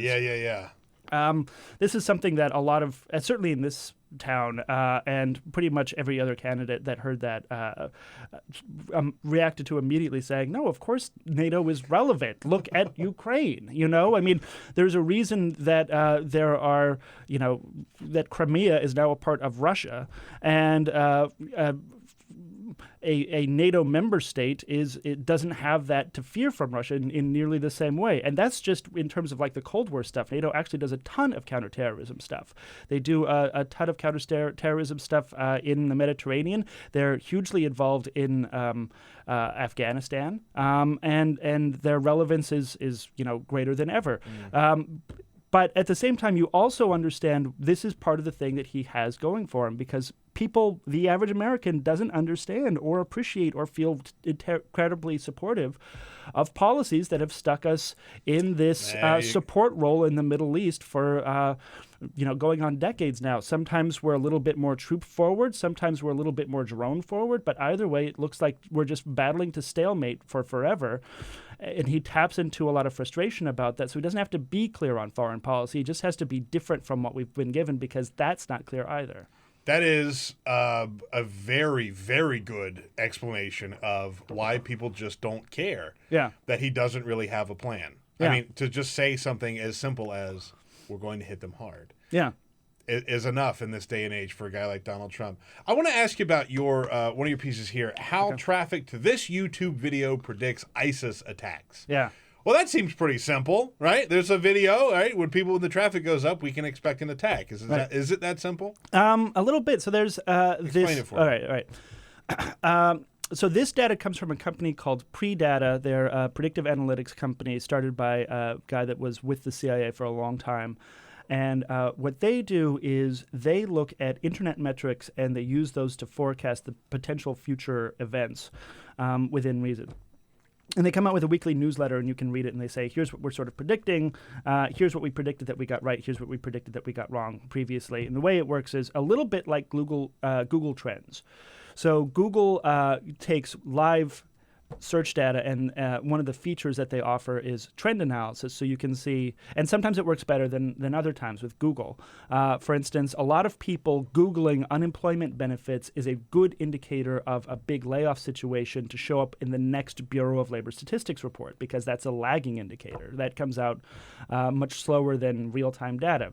Whereas a lot of people Googling the flu is a possible indicator of a lot of people having the flu. It's definitely a lot of people indicator of a lot of people hearing about the flu and wondering if whether or not they're going to get the flu. And so it's a less good indicator. Right. That's really interesting, actually. Yeah. So this works a little bit differently. What they look at is instead of semantic data, what people are literally typing when they go and interact online, they look at the metadata, and specifically the metadata around this particular YouTube video is really surprising. It's a video called the Black Flag Flags of Khorasan is one of its names. Also, the Black Flags of Imam. I'm not exactly sure, but it's this propaganda video where various imams are talking about the end of the world battles and who's going to come from where and when they will raise their black flags and all of the killing that will happen and all the things that will happen to the infidels and all of the apocalypse that's about to occur. One of your quotes in the piece I found so funny. For some ISIS fighters, it's their version of listening to AC/DC before weightlifting. That's from Scott Crino, a managing director of Predata, which is a predictive analyst. Right. So like they're using this to like pump themselves up for an attack. Right, exactly. So when you look at the graph, it's pretty amazing. You know, when you a YouTube video's best day is usually the day that it's loaded up, and then it experiences something called exponential decay. After that, people just stop paying attention to it. Rarely do people go back to it on a regular basis, but many have sort of sustained traffic. Very, very rarely do you see like continuous spikes and then declines in traffic. That's sort of fascinating. And that's what this video displays. And after these spikes in traffic, you'll see a major escalation of ISIS tactics within a particular country or region. A suicide bombing in Bangladesh, where before there had only been shootings, escalations and attacks in Libya. And Libya, we could talk a lot about Libya today, too. Sure. What. And all of that happens directly after these big spikes. So it's really just people going to the site and interacting with this YouTube video, and then those events happening after that allows you to sort of telegraph what's going to happen. And it works well in other websites as well, other sort of social news sites. So not so much Facebook and Twitter, but Wikipedia is a type of social information site. Okay, yeah, sure. Because people interact with the information. So a lot of people going to a particular Wikipedia page, for instance, a lot of people going to the French language version of the Wikipedia page on ISIS and having a big bunch of like edits and reverts where somebody's like chiming in and being like, ISIS is this, ISIS does this, ISIS here does not do this sort of like argument that happens back and forth in the editing process between two users. As the volume and velocity of that picks up, that can also be an indicator of an upcoming event and in many ways predicted the Paris attacks. That is fascinating stuff, seriously. Yeah. We're right up against a break. We're going to take a quick break. Patrick Tucker is our guest, tech editor for Defense One. Like, it's a whole new way that we're fighting war. Right. And when you look at this type of stuff, it blows my mind. We'll talk more about it with Patrick Tucker. Very quick break here on the Bill Press Show with me, your guest host, Peter Rockwell. Stay tuned. Get social with Bill Press. Like us at facebook.com/Bill Press Show. This is the Bill Press Show.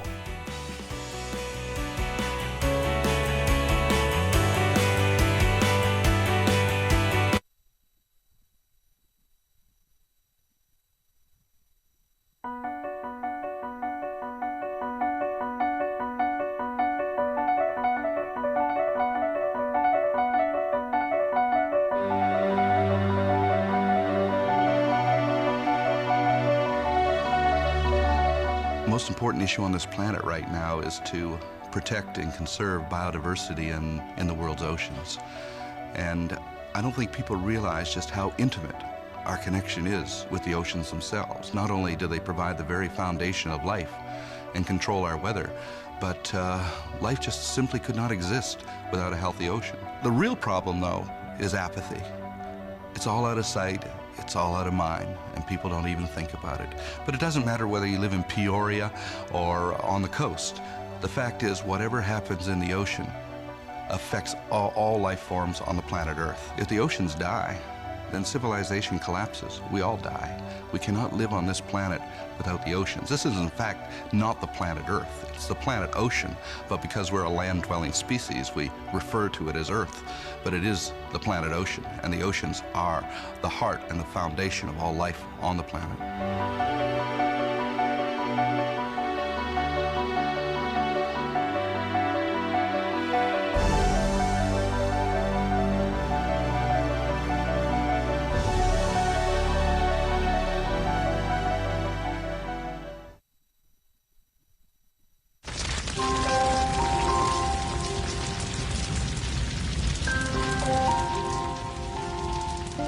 A single ember that escapes from a wildfire can travel more than a mile.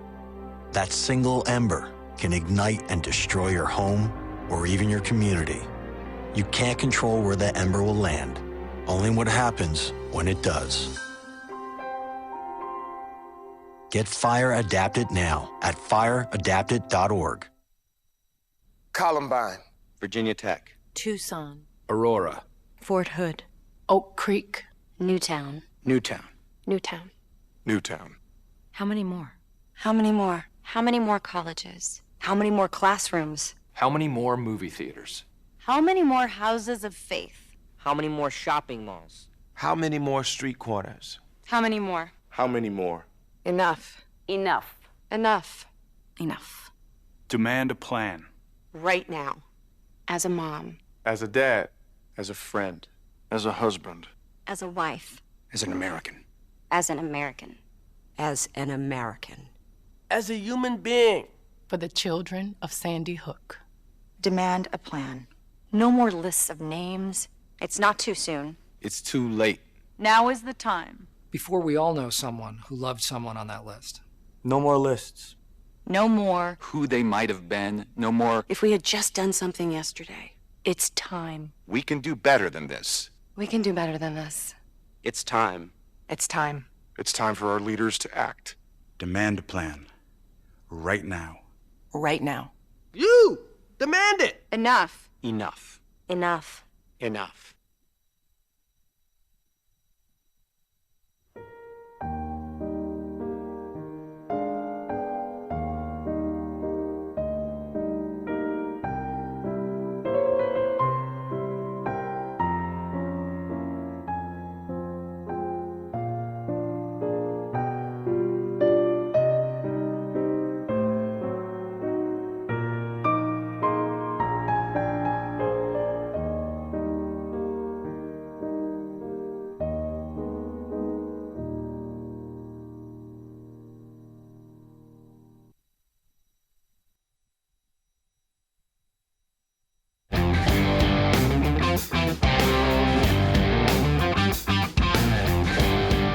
This is the Bill Press Show. It's the Bill Press Show. Peter Ogburn in for Bill Press with tech editor for Defense One, Patrick Tucker, in studio. Patrick, your work can be found at defenseone.com.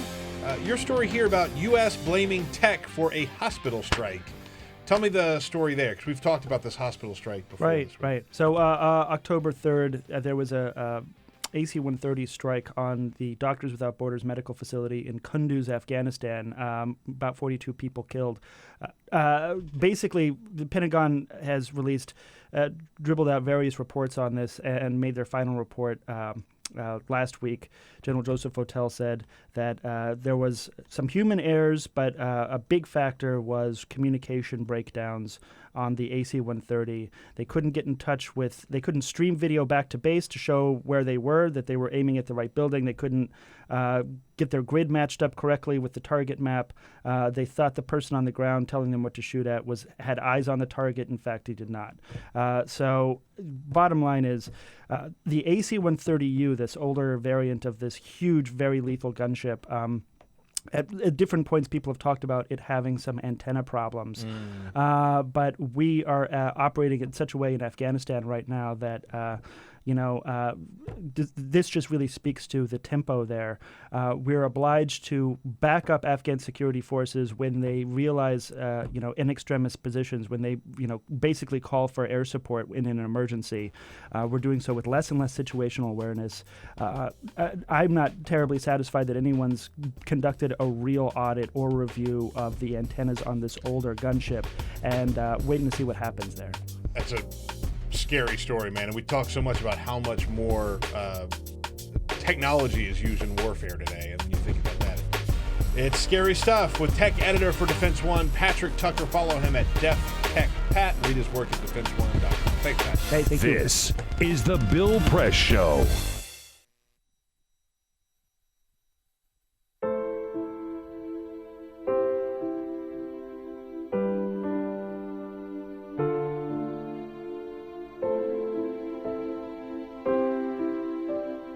I have run these canyons for 6 million years.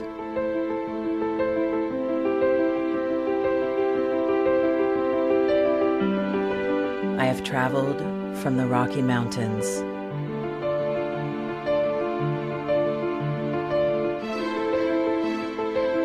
to the deserts, through scorching heat and freezing cold, from the land of the dinosaurs to fields of food.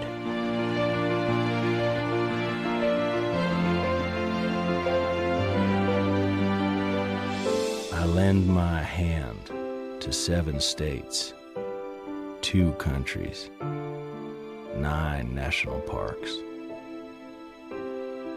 and 36 million people across an arid West.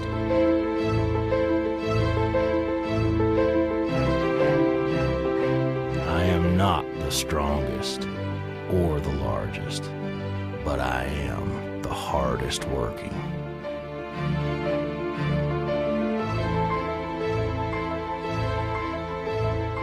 People love me. My playfulness, My beauty. my power.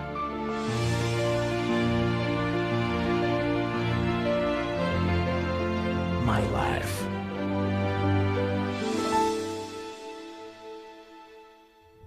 But I don't think I can offer any more. I am tired. I am tired, tapped, and tied.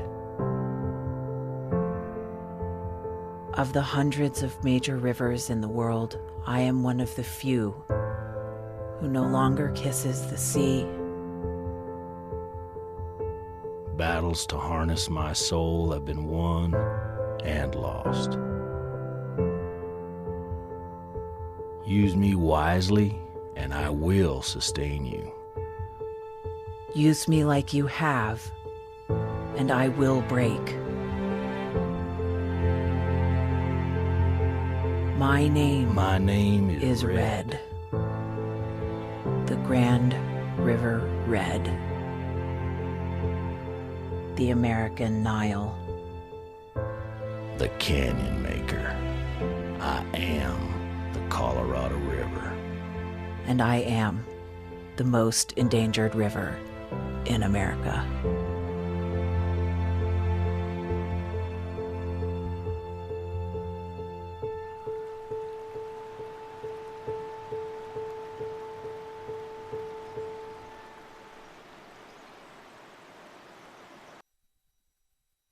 So, I'm kind of new here, but I've noticed a trend.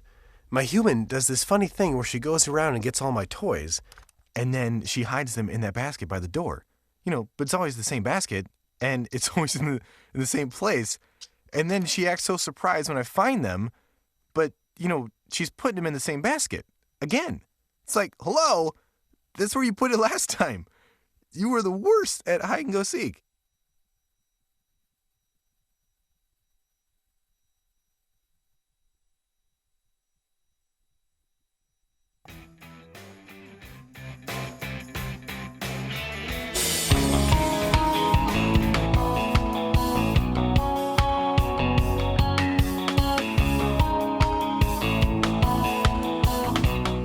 Help keep all the presidential candidates straight with your progressive headquarters for the 2016 election. This is The Bill Press Show. It is The Bill Press Show on this Friday, May 6th. My name is Peter Ogburn, sitting in for Bill Press today. You can follow the show on Twitter at BP Show. You could follow me on Twitter at Peter Ogburn. You can follow Jamie Benson, running the board, on Twitter at JBensonDC. Anything in the mail sack yet, Jamie? No, nothing really in the mail sack just yet this morning. So people send Jamie pervy tweets and emails, and we read them on the air. Now that you've got this new camera in there, people, women and gay men both have written you things that they love you. I'm looking to fill up that mail sack this morning. Pause. So many pauses. 866-55-PRESS is our phone number, but right now we're going to talk to Mabute Jeb Lund. He is the columnist for The Guardian and Rolling Stone. Follow him on Twitter at Mabute. Really and truly, you must follow him on Twitter. He is first ballot Hall of Fame in my book on Twitter. And read his work at TheGuardian.com and RollingStone.com. Hello, Jeb. Hi. Thanks so much for joining us, man. I wanted to talk a little bit about your piece, Ted Cruz will die so that you may live. I don't know, like, let's just start here. Like, first of all, I'm shocked that Ted Cruz got as far as he did in this election. Are you? Yeah, although, it really was not, it didn't take me long to think that he was going to go further than I think sort of like the DC-New York axis was giving him credit for, living in the Deep South and going out and seeing Ted Cruz merch and stickers everywhere. It was I got the sense that this had more staying power than Marco. Even though I live in Florida, I did not see as much Marco merch as I did see Cruz. That's interesting. The thing with Cruz that I think maybe took him this far is, for years, the last two election cycles, Republicans said, "Oh, our candidate wasn't conservative enough," right? John McCain wasn't conservative enough. Mitt Romney was practically a liberal in the eyes of a lot of Republicans. Ted Cruz was as hard right as you can get. And so this is kind of what they've been asking for the last couple of years, and he sort of flamed out. I don't think it's because of lack of him trying, but it's just such a weird election cycle. Yeah, and I think, it's that sort of attitude that conservatism can't fail. That anybody who looks at conservatism will just say, "Oh, this is self-evidently correct." So the only reason that conservatives lose elections, or Republicans lose elections, is because they failed to be conservative. And he was that selling point. And I think, kind of perversely, that he and other elements of the Tea Party were so successful in selling an anti-government, anti-DC narrative, or just the idea of governance as something that should function at all. That somebody like Donald Trump could pick it up and say, "Well, let's carry that to the most logical conclusion. Let's have somebody who's not competent at any of it." We pulled up a bunch of our favorite Ted Cruz clips from the course of the campaign. I really love at the debate in September where we were talking about their code names, right? Because they all get to pick their code names, and he got to pick out his own code name. Here it is, Jamie. You can play it. As a Cuban, I might go with Cohiba. Cohiba. And I'll tell you, I'd go for Heidi, Angel, because she is my angel. Ted Cruz also just has, this is shallow of me, but I don't care. I can't stop looking at his face. I just can't stop looking at and the way that he has his arms out by his side, he doesn't know how to stand like a human adult. It's this weird vibe coming off of him. I think anytime you don't like a candidate, you'll see any columnist kind of give in and do one sort of appearance knock or appearance burn. The essential turtliness of Mitch McConnell. Yeah, sure. Or something like that. Or the fact Hillary Clinton, I've noticed irrespective of her politics, whatever, and I certainly don't mean to objectify her, but she seems to be dressed this election campaign cycle like a colonial administrator from Star Trek: The Next Generation. You beam down to the planet, and she's like, welcome to, station or something. I don't know why, it just looks so awkward, but Cruz just was so unusual that you'd read these op-eds and you could see people visibly wrestling with what he reminded them of. Right. I can't, I couldn't figure out, it's like he has no bones in his body. Right? It's it's almost like he's got Nerf for bones, right? There's a weird structure happening. Well, and then the facial features, all of them were distinct, and I think if you took any one of them and put them on sort of a standard face, they would be distinctive and might have a kind of rakish charm. That nose is an odd nose, but on sort of a different head. You'd say, well, that's really interesting, but it was every single feature. Everything was off. I want to play this other clip of him at the family forum where he's just shouting all of his favorite things, little montage that we have here. Powerful, horrible, today! Obamacare, hates law, strangles, unleash, booming Reagan. Booming Reagan. It's like porn. It's like those are the words he searches for when he wants to gratify himself. Like, that's what he looks for on Pornhub. A booming Reagan, and that should have been the Secret Service nickname right there. But that's it. What's your Secret Service nickname? Booming Reagan. So what's the future for the Ted Cruz? Ted Cruz as a hashtag brand, but also for like his supporters.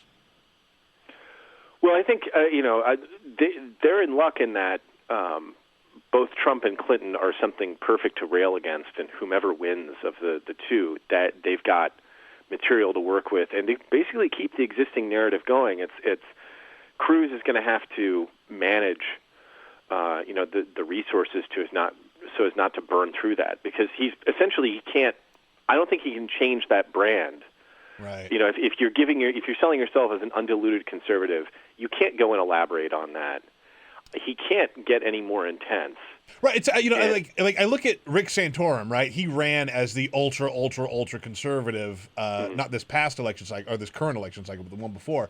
And he came back this time as, I'm the money guy now. I'm the economy guy now.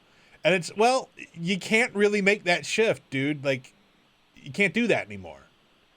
Well, I think I was thinking about this a lot too. Actually, if you look at, I think Santorum got all of 245 delegates or something like that. Yeah. So Cruz more than doubled that, or came close to it. The other thing was what Santorum did this time. I mean, he still kept that religious conservative message, but he had tacked to trying to be more of an economic populist. And if you look at all the things that Donald Trump brought up, they're in Santorum's book. I had to read all of these candidates' books for a recurring thing I did for All In with Chris Hayes and MSNBC, as I would just go and do these book reports. And he hit all those points, and he did it evocatively and thoughtfully, and he is a gifted speaker, but he diagnosed these problems of these economic populist issues, and he'd get right up to the point of saying, and here's what we're going to do, and then he just defaulted back to doctrinaire free market conservatism, no tax hikes anywhere, and just sort of appealing to this religious sense of, why don't we do something together? And the fact that Trump just said, trade protectionism, it robbed him of whatever cachet he was going to have. Good stuff from Jeb Lund. He is columnist for The Guardian and for Rolling Stone. Follow him on Twitter @Mobute and read his work at TheGuardian.com and RollingStone.com. Jeb, thanks so much, man. I really appreciate it. Always good to talk to you. Thank you. All right. Follow him, seriously, at Mobute. My name is Peter Ogburn. Quick break. We'll be right back with more of The Bill Press Show. Follow us on Twitter @BP Show. This is The Bill Press Show.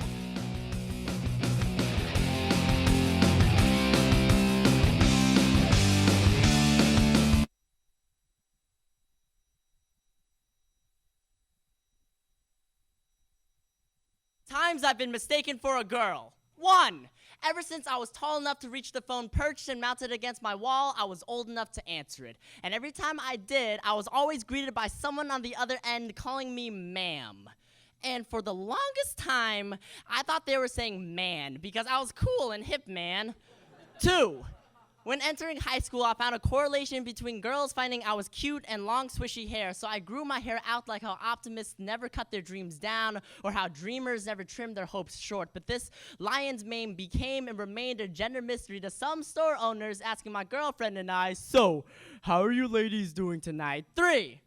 I was always a crier, and with 3 older brothers manlier and tougher than I, wouldn't it be strange to hear shut up or buck up? Uncomfortably familiar like loneliness, hearing stop being a girl was a terrible mantra that I just got used to, like, I will never amount to anything, or I will die alone. 4. Though very far from the truth, my mom, in her traditional ways, believes gay to be synonymous with effeminate. So wouldn't it be odd for her to question my sexuality due to the clothing I wore or how much I spent on appearances?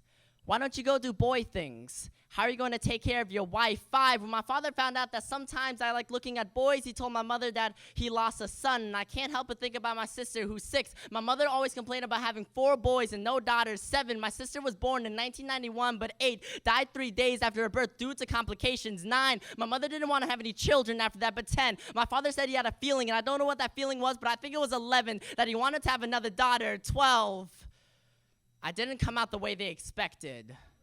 13, I think I was a failure before I was even conceived. 3, I was always a crier. 14, I was always so mad at myself for being so sensitive. 15, I wasn't okay to play house with the girls. 16, I was never good at cops and robbers. 17, they called roll and said Alexandria. 0, I was a disappointment before I even began. 12, I didn't come out the way they expected. 12, I didn't come out the way they expected. 12, I didn't come out the way they expected. And now, I'm at some variable of a number, wondering if it still makes a difference. My hair is shorter, my voice is a little deeper, and I still might not do things a boy does. Instead, I do things a person does.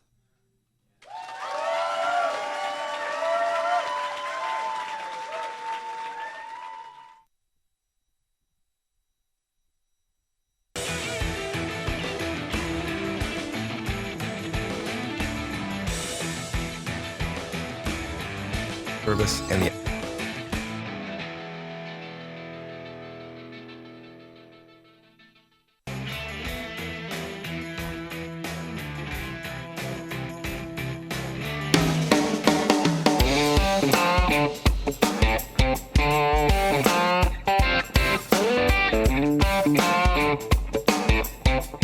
On your radio, on TV, and online.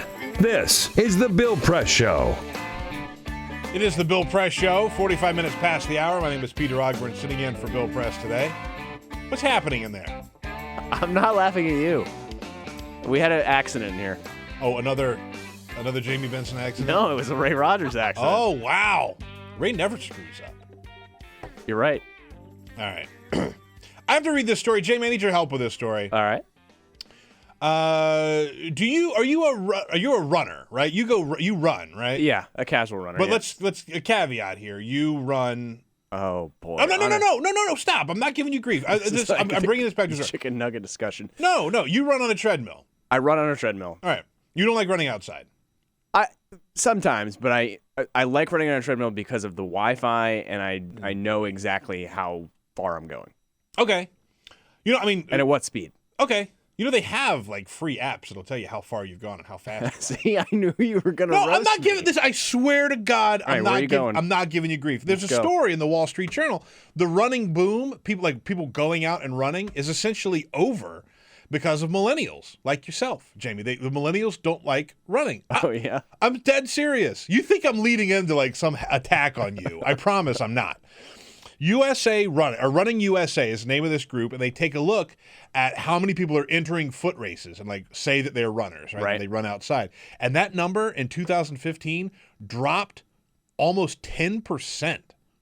Because people don't like running. They like doing like like CrossFit or Zumba or all these other like Soul Cycle, spinning, all these classes like that. Michelle Obama. Yeah, she had a big hand in that. But they're saying that people aren't going outside and like running and doing these foot races. Do you ever do any like any of the races?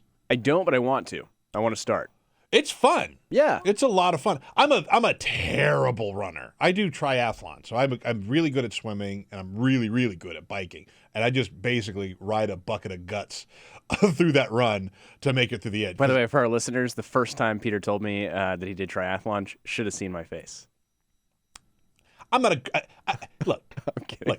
Look. If I finish, I'm happy. You did a triathlon. I did not. All right. At the end of the day, by the way, I've done like 10 triathlons. At the end of the day, that's a big deal. I finished a triathlon last year with a broken nose. Someone kicked me in the face during the swim, and I broke my nose. And I did the whole goddamn triathlon with a broken nose. I am very masculine. I'm very intense. How big are your hands? And I have giant hands. Look at these hands. Are you kidding me? Those pretty big hands. I can palm a basketball. Got Tim Duncan hands. But all I'm saying is I find it fascinating that like people don't run anymore. They don't like running. They're doing other classes. I mean, the big thing about running is that it's monotonous. It's that's the big incredibly hit on running, right? Which is why the treadmill thing is the route that I choose. You can take headphones with you outside, though. You don't have Wi-Fi? I just use your music that you downloaded. I don't have enough time to prepare for that. I just, boy, I run every day. Yeah, I mean, I don't carve out 30 minutes to make myself a perfect playlist every night before I go to bed. 30 minutes? What kind of? I'm a music nerd, Peter. I mean, I am too. I have a playlist that I use when I run, and I go out and I run. And That's I have one playlist. I don't want to hear the same song again. It's got like 50 songs next day. It doesn't bother me. You'll be all right. I promise you'll be okay. And for the other thing, you know what else I like to do? I like to go running without music. I have my phone with me to log my mileage and my speed, and I go out there, get in my own head, man. You don't like that, huh? You know, I'm sure it's not the case with you, but usually that's the case of a very simple mind, someone who can't spend time with themselves. I'm an only child. I've spent time with myself my entire life. It's a classic side of someone. 80% of my life simple has mind. been spending time alone.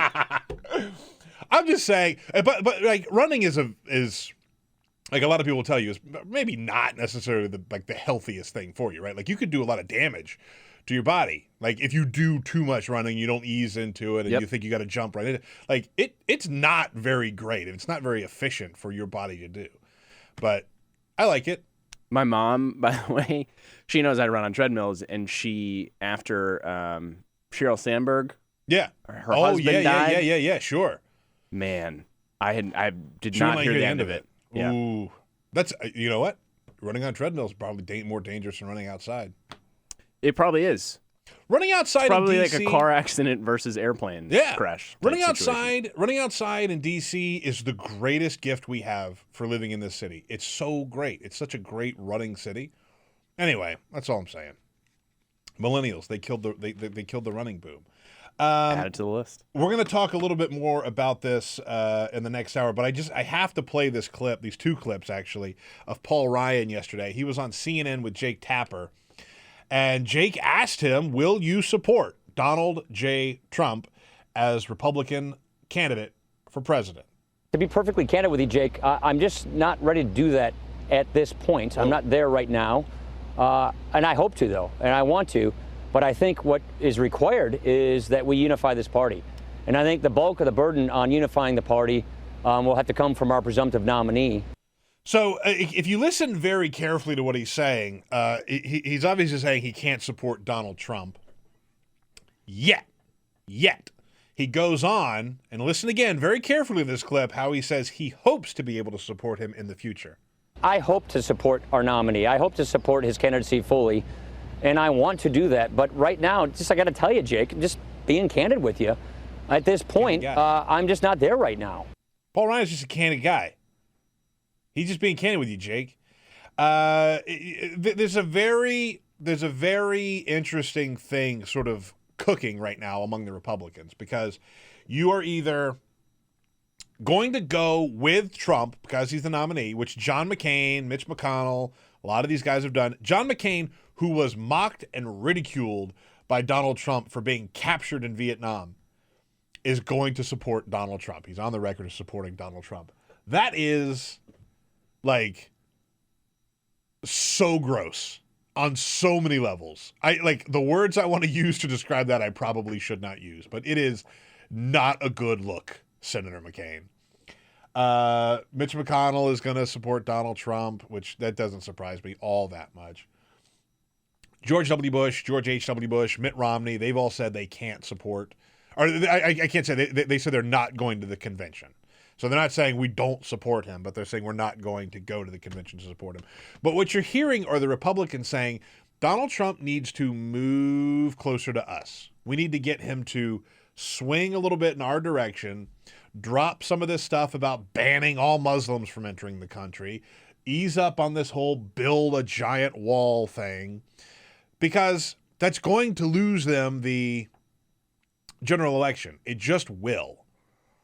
So that's the new power struggle that you're going to see. Will the Republicans be able to swing Donald Trump into more mainstream conservatism, general election type mentality? Or will Donald Trump continue to be his own man, and is that going to be enough for the party for him to win the nomination? I don't know. I really don't know. And it's going to be pretty great to watch. 866-55-PRESS is our phone number, 866-557-7377. My name is Peter Ogburn, sitting in for Bill Press today. Stay tuned. We'll be right back. Your progressive headquarters for the 2016 election. This is The Bill Press Show.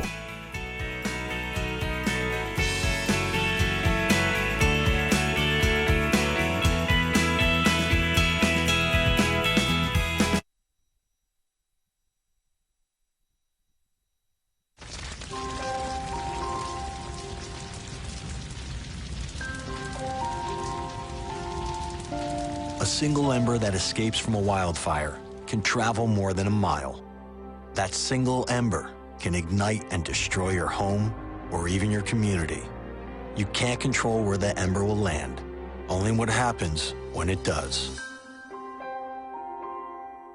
Get Fire Adapted now at fireadapted.org. Columbine, Virginia Tech, Tucson, Aurora, Fort Hood, Oak Creek, Newtown. Newtown, Newtown. Newtown. How many more? How many more? How many more colleges? How many more classrooms? How many more movie theaters? How many more houses of faith? How many more shopping malls? How many more street corners? How many more? How many more? Enough. Enough. Enough. Enough. Demand a plan. Right now. As a mom. As a dad. As a friend. As a husband. As a wife. As an American. As an American. As an American. As a human being. For the children of Sandy Hook. Demand a plan. No more lists of names.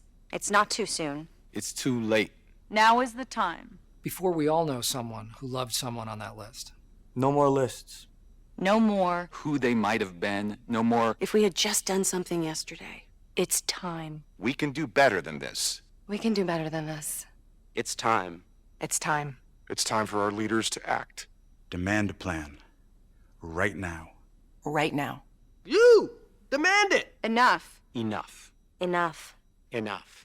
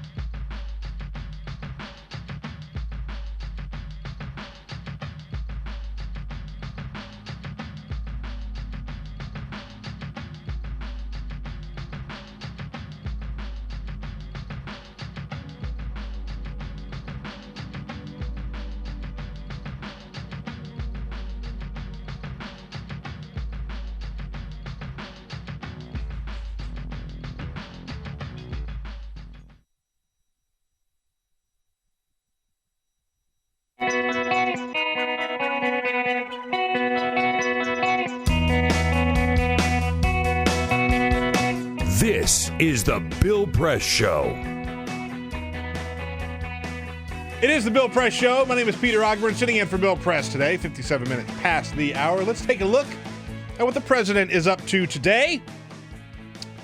10 o'clock, President and the Vice President received the presidential daily briefing in the Oval Office, and at 4 o'clock, he's going to be meeting with Secretary of Defense Ash Carter in the Oval Office. Press briefing by Josh Earnest at 12 p.m., and that is it. That's all he got on the schedule for today. That's a pretty boring day, to be honest. It's a pretty boring Friday. We're just easing right into that weekend, I guess. He was preparing for a Cinco hangover. There's got to be it. He was yesterday. He loves the Cinco de Mayo stuff. He had a big thing for Cinco de Mayo. We'll play some of that audio in the next hour. It's also, I think, pretty interesting that when Donald Trump becomes the Republican nominee officially, he's going to start receiving national security briefings, which is terrifying. Horrifying. A lot of secrets going to be leaked. A lot of secrets are going to get into that guy's head. Another hour coming up. Stay tuned. This is the Bill Press Show.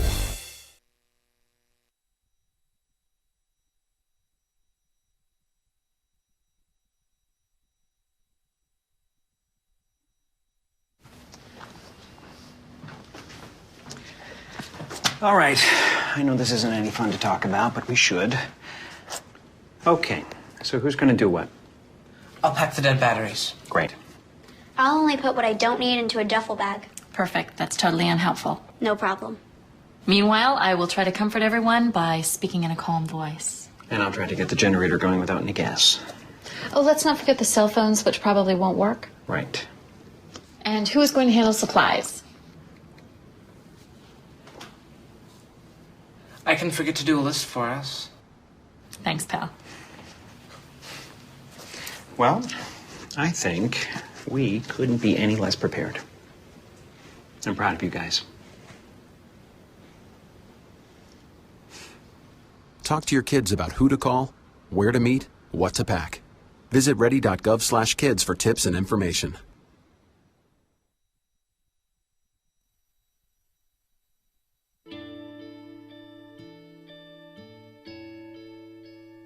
Calls me googly eyes. You know you're beautiful, right? You know that? Even you're beautiful. I got bullied for wearing glasses. Share if you're against bullying. We put it out there, just took off. 3 million people have shared this post. Don't let bullies get you down. I stand with you. The whole family's wearing glasses. I wear glasses and I'm proud. I even have the army on my team. All the kind comments brought my child joy. I don't feel thank you is enough. Thanks.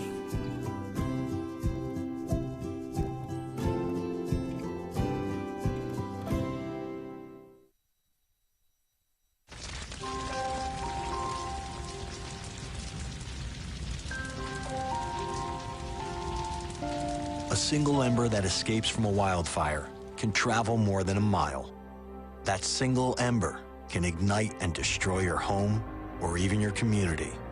You can't control where the ember will land, only what happens when it does. Get Fire Adapted now at fireadapted.org. I wanted to find a bank with a purpose. I wanted to find a place that would take my money and not use it to cause the financial crisis, but to fix the financial crisis and to help end income inequality. The people that we employ are usually clients right off the streets. They don't have an account, but Amalgamated is willing to get that started for them. Their reputation supporting the working man, I think, speaks for itself. This is a bank that cares for their customers, and I appreciate that. We were able to access a construction loan through the bank's programs, and that loan has helped us house 28 families in the community. Amalgamated is a bank that was started for and about working people. Many of our customers have a deep commitment to advocating for social and economic justice. We share that commitment, and we're not afraid to stand up and say that we need to change some of the way that the country does business.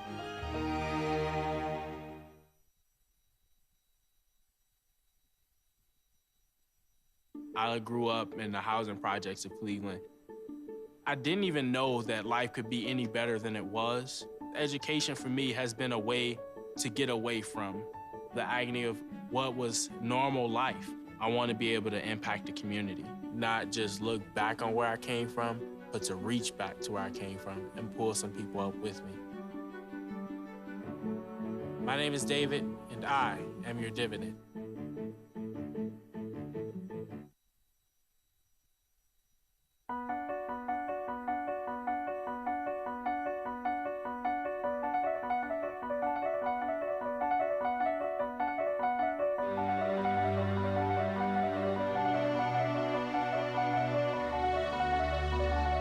The most important issue on this planet right now is to protect and conserve biodiversity in the world's oceans.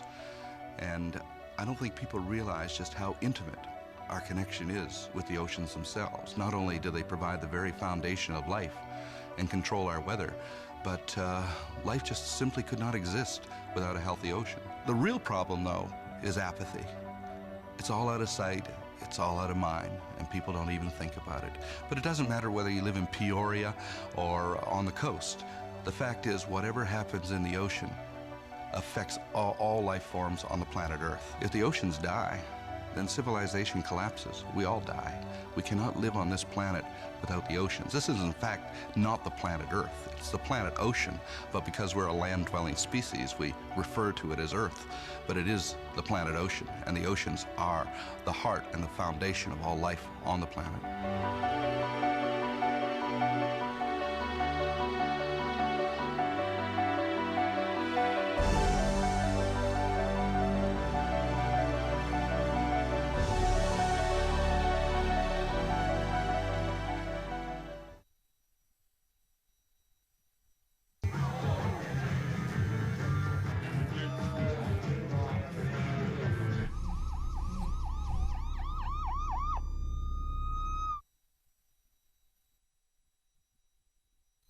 It's on us to stop sexual assault.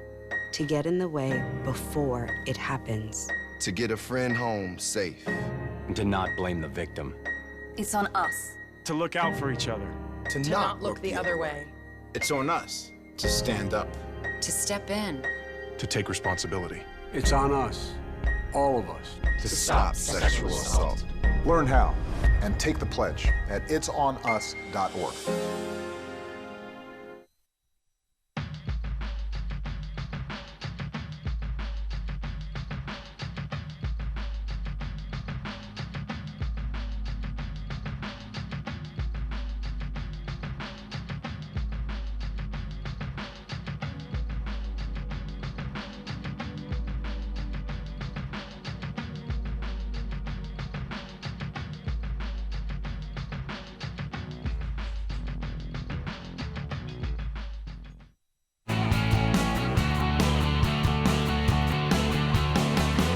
Broadcasting around the nation, on your radio, on your TV, and online.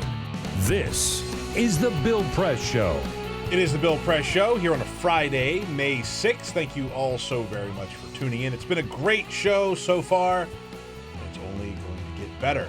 I believe that. Follow us on Twitter at BP Show. At BP Show. You can follow me on Twitter at Peter Ogburn. Jamie Benson is running the board. Hello, Jamie. Good morning, Peter. You can follow Jamie on Twitter at JBensonDC. If you call 866-55-PRESS, that phone number will get you to Ray Rogers, who is standing by to take your calls. And if you're watching the show on Free Speech TV or on TawkrTV, youtube.com/TawkrTV, you are doing so because of the great, great work of the one and only Cyprian Bolding, who is keeping us on the screen there. Cyprian got mad at me because I talked about Wawa, the gas station. Like, everybody tells me, like, how great Wawa is. And, like, you got to go to Wawa, you got to go to Wawa. And I went, and it's literally it's a gas station. Like, it's just a gas station. And I was like, what is wrong with you? It's like, it's crazy. So Cyprian got a little mad at me. But there you go, see? I'm hoping that he has some revenge in store for those of us watching our live stream. Boy. But don't give him any ideas. Would you not give him any ideas? You know, I'm just hoping. All right. Joining us in studio from Politico, healthcare reporter for Politico, Sarah Carlin Smith. You can follow her on Twitter at Sarah Carlin. That's Sarah with an H, Karlin. How are you? Good. It's good to be here. Thank you so much for coming in. Big news yesterday. The FDA is making some moves on e-cigarettes. I want to talk to you all about that here in just a few moments. But first, this is the Full Court Press. Just a couple of other stories for you on this Friday morning. We will start in my home state of Maine. Oh, boy. That's right. So when I do Full Court Press, we got to make it personal. But I think our listeners will enjoy this story. Maybe not so much enjoy is the best word here. Governor Paul LePage, you may have heard earlier this week, adopted a shelter dog. And to make a point about how much he hates Democrats in the state house, named that dog Vito. Okay? It's a Jack Russell Terrier mix. However, comes out yesterday that the Greater Androscoggin Humane Society, who facilitated the adoption, acknowledged that they actually made the dog available a day earlier than it should have been. And that dog should have been made available on a first-come, first-served basis. Oh, he jumped the line. Exactly. So the Humane Society did admit that they were hoping to get some good publicity from the governor's adoption, which I don't know how they think that would be the case here with such an unpopular governor. There was a woman who was very much looking forward to adopting this dog. She burst into tears after she saw the governor had adopted the dog she had her eye on. This from the Boston Globe. That's the whole thing is kind of weird and gross.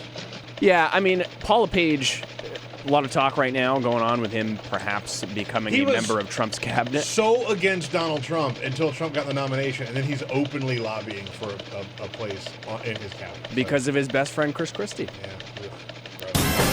Let's take another quick check at the sports desk. This last night in the NBA playoffs, the Toronto Raptors just barely beat the Miami Heat in overtime. Final score of that game in Toronto was 96-92.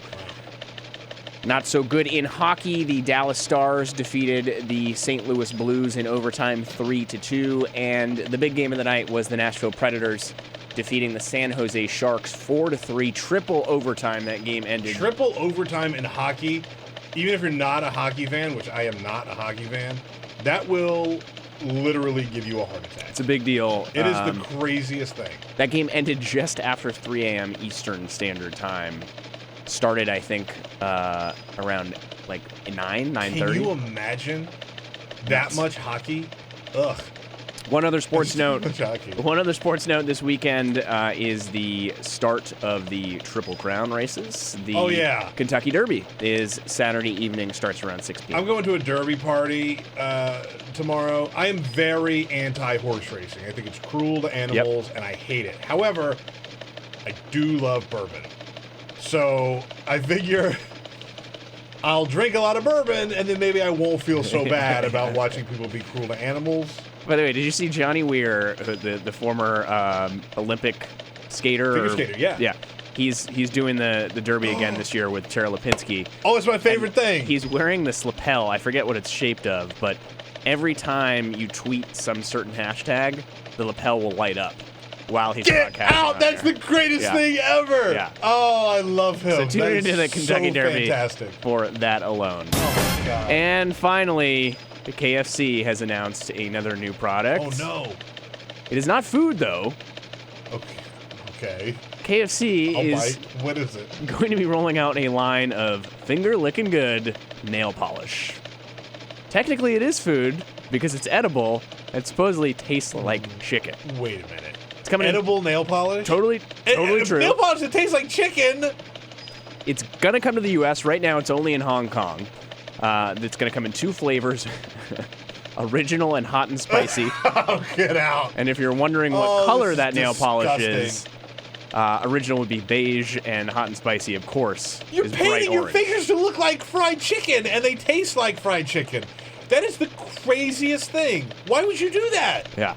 Though the bottle actually has a label edible, or the word edible on it, it's not actually clear whether if you drink the whole thing. I was going to say, what do you put a straw in it? Shotgun the nail polish. Thank you. That might not be so safe. And look, I love the golden brown color of fried chicken. I don't want to wear it. No. Beige. Beige. The Cyprian's got like toenails. Oh, no. Oh, Cyprian. We're done here. Healthcare reporter for Politico, Sarah Carlin-Smith, is with us. That can't be good for your health, by the way. I mean, fried chicken flavored nail polish. Sarah's here to talk about a story that we talk about often here on the show. We talk about e-cigarettes. And yesterday, the FDA made a big step in regulating e-cigarettes. They're going to regulate it like tobacco. Tell us some of the details of what the FDA said yesterday, Sarah. So what that basically means is e-cigarettes will no longer be available to be sold to children under 18. Also, all the products that have been on the market since February 2007 are going to have to go through an FDA approval process, and FDA is going to look at them and review kind of what the ingredients are, and eventually they'll have to put labels on, safety warnings, that there contains nicotine, they're addictive, and things like that. You mentioned something that's very interesting about how they're going to go back and look at what's in these things. They've been on the market for a while, and we really, honestly, don't know what's in these things. We don't necessarily. So part of the FDA's review is you're going to have to kind of tell them every sort of single ingredient in the product. And I think that may eventually actually end up on the packaging. But FDA isn't going to be saying, oh, okay, your e-cigarettes are safe. They're actually really reviewing them under a standard of they're no less dangerous than like products already on the market like cigarettes. Right. So they're not going to be signing off and saying, oh, these are good for your health. They're essentially making sure they're no more dangerous. And since e-cigarettes haven't been regulated, companies have been able to make claims and advertising and whatnot that, oh, we are better than cigarettes, or we're healthier, or maybe we're a milder dose. And that FDA will review. And if you want to make that claim, you have to prove that. So I full disclosure, I've never used an e-cigarette to smoke e-liquid or vape e-liquid or however. But one thing I do know is part of the appeal is, this is cherry flavored or bubblegum flavored or, banana or whatever, right? Like lots of like kid cereals or kid candy names. You're getting right to what I wanted to ask. So this is very clearly marketed to children. And what kind of percentage is the market? I mean, when you look at, like, they want to stop kids from using these e-cigarettes. Like, are there really a lot of kids using these? I'm not sure what percentage of the market, but CDC has shown that kids are really stopping to smoking traditional cigarettes. Those numbers have gone way down over the years. But the percentage of kids smoking e-cigarettes or also flavored cigars that come in similar, like popular kid flavors have gone up a lot. And one of the things public health groups are really upset about these regulations is it's not going to take these flavors off the market. Okay. And it's also not prohibiting advertising. So you can still advertise on TV and other places where we don't allow traditional cigarettes to market, partially because they're so attractive to kids. When does this kick in, by the way? Like if you are under the age of 18, right, and you want to buy one of them, did you have like a cutoff time? Do we know yet, or do they say? There's a 90 day Sure. Until the rule takes effect. Okay. But in terms of like the actual products that are already on the market and in the stores, they're not just going to disappear from the shelves. There's pretty much like a 3-year process for those products where they'll go back into the FDA review process and so forth. So anything already on the market right now probably will still be there for at least 3 years. But you will probably have to show ID much sooner to prove you're an adult. It's so funny to me that there are grown-ups out there smoking or vaping, I guess, like pina colada.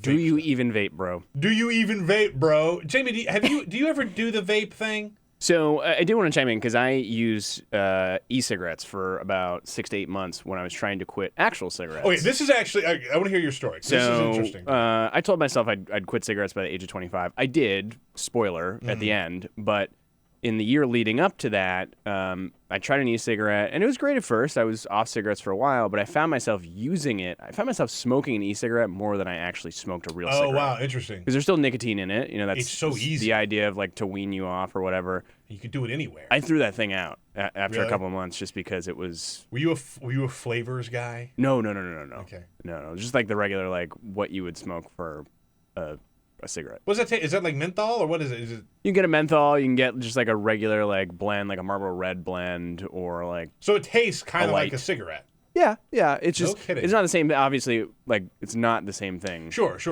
But it tasted of. But it ultimately made me want to smoke cigarettes again. This is something that we've heard from a lot of people because again, we do talk about this a lot even when Bill is here. We talk about e-cigarettes and sort of their like Wild West out there for e-cigarettes for the last couple of years now. But we always inevitably hear from a couple people who say, like, I was a smoker since I was 14 years old. I'm 40, and I realized I got to stop smoking cigarettes, and I didn't know how to do it. I tried. E-cigarettes got me off of regular cigarettes. So I want to talk about, like, how great they are for that, but, like, that is something that you can't really ignore. But I also think at the same time, the research that's going to go into e-cigarettes now might prove that these aren't quite as safe as people had thought they were. Yeah, I think that's part of the problem is there's a lot of other chemicals, products we don't know the long-term health effects from. So maybe you won't get lung cancer from an e-cigarette like you might from smoking regular cigarettes, but what are the other health effects down the road? It's just too soon to know that. And then the other thing with e-cigarettes is they do have nicotine. They are addictive. So are they actually helping people completely quit the habit of smoking, or are they just transitioning you to another product? And then people also worry with kids, instead of going that way from cigarettes to e-cigarettes to maybe not smoking anything at all, they're going to go from e-cigarettes to cigarettes. Yes, exactly. Yes. And then you just have another public health problem. You know, I see people out vaping, you know, all the time indoors, and I'm a little aware of it because, I mean, obviously I'm aware of it because they make sure that you know that they're vaping, right? People who vape and are proud, like, they let you know that they're vapors and proud, right? But, like, we know the effects of secondhand smoke from cigarettes. Do we know anything about secondhand inhalation of this stuff, or am I just, like, imagining that? I don't think there's been a lot of focus on that yet, but I think it'll be interesting down the road because for people, younger people, especially who've grown up and they're not used to seeing people smoking in restaurants or in bars or any kind of public place, all of a sudden you have all these people that now are doing something kind of like smoking in public much more freely. It's a definite double take. Like if you're at a restaurant and you see somebody, you know, like take a long pull and then blow out all that vapor, like it's, whoa. It, like still, you know, like I've gotten used to seeing it on some level, but it sort of throws me for a loop. Okay, Sarah Carlin Smith is in studio with us. She is healthcare reporter for Politico. Follow her on Twitter at Sarah Carlin. That's Carlin with a K, and read her good work at Politico.com. Let's take a very, very quick break, and we'll be back with more. And our phone number, by the way, is 866-55-PRESS, 866-557-7377. Stay tuned. Connect with The Bill Press Show on Twitter. Follow us at BP Show and tweet using the hashtag WatchingBP. This is The Bill Press Show.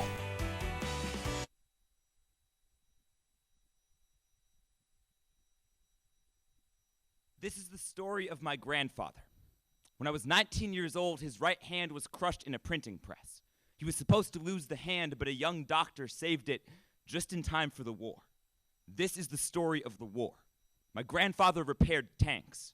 Behind the front lines, away from the cameras, he would pull pieces of dead men from the machines and send the machines back out to the field. This is the story of the war a decade later. Back then, you didn't talk about depression. There was no such thing as PTSD. When my uncle, age 7, asked him who won the war, my grandfather said, nobody.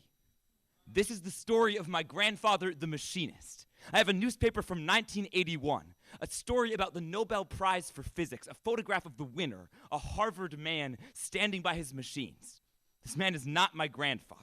Beneath the photo, my grandfather has written, I designed and built almost everything in this picture. They worked together for 10 years, but my grandmother says the physicist never even remembered his name.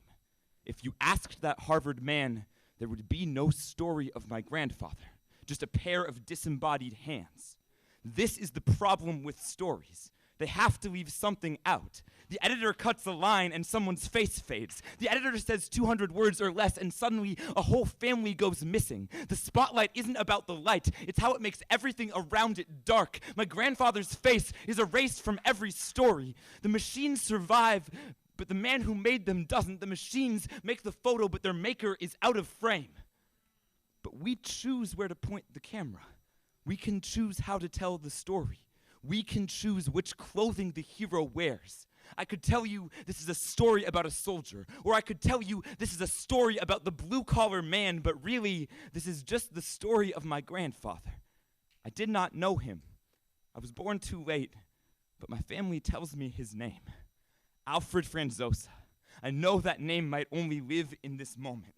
that there are other stories with greater stakes, but still, I will tell you his name. I will repair this old machine. I will let my grandfather live again because I could not know him while he was living. Once, when he was younger than I am now, his right hand was crushed by a printing press, crushed by other people's stories. When it healed, he began to build. He used his hands to build tanks and his hands to build cradles. His hands were the last thing to touch dead soldiers and the first to touch his newborn sons. He built a good family, and that family built me, and now I use my hands to build his story. The story is not a eulogy. A eulogy seals the casket. A eulogy lets no air out. This story is a resurrection.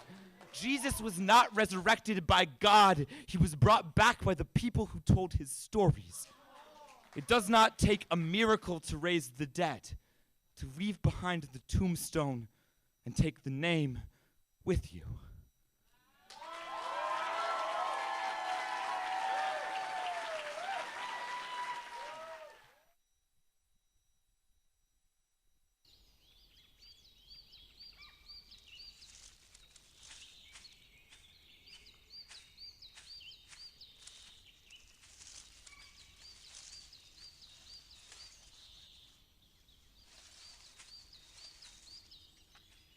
At Earth Justice, we defend the environment in the courtroom.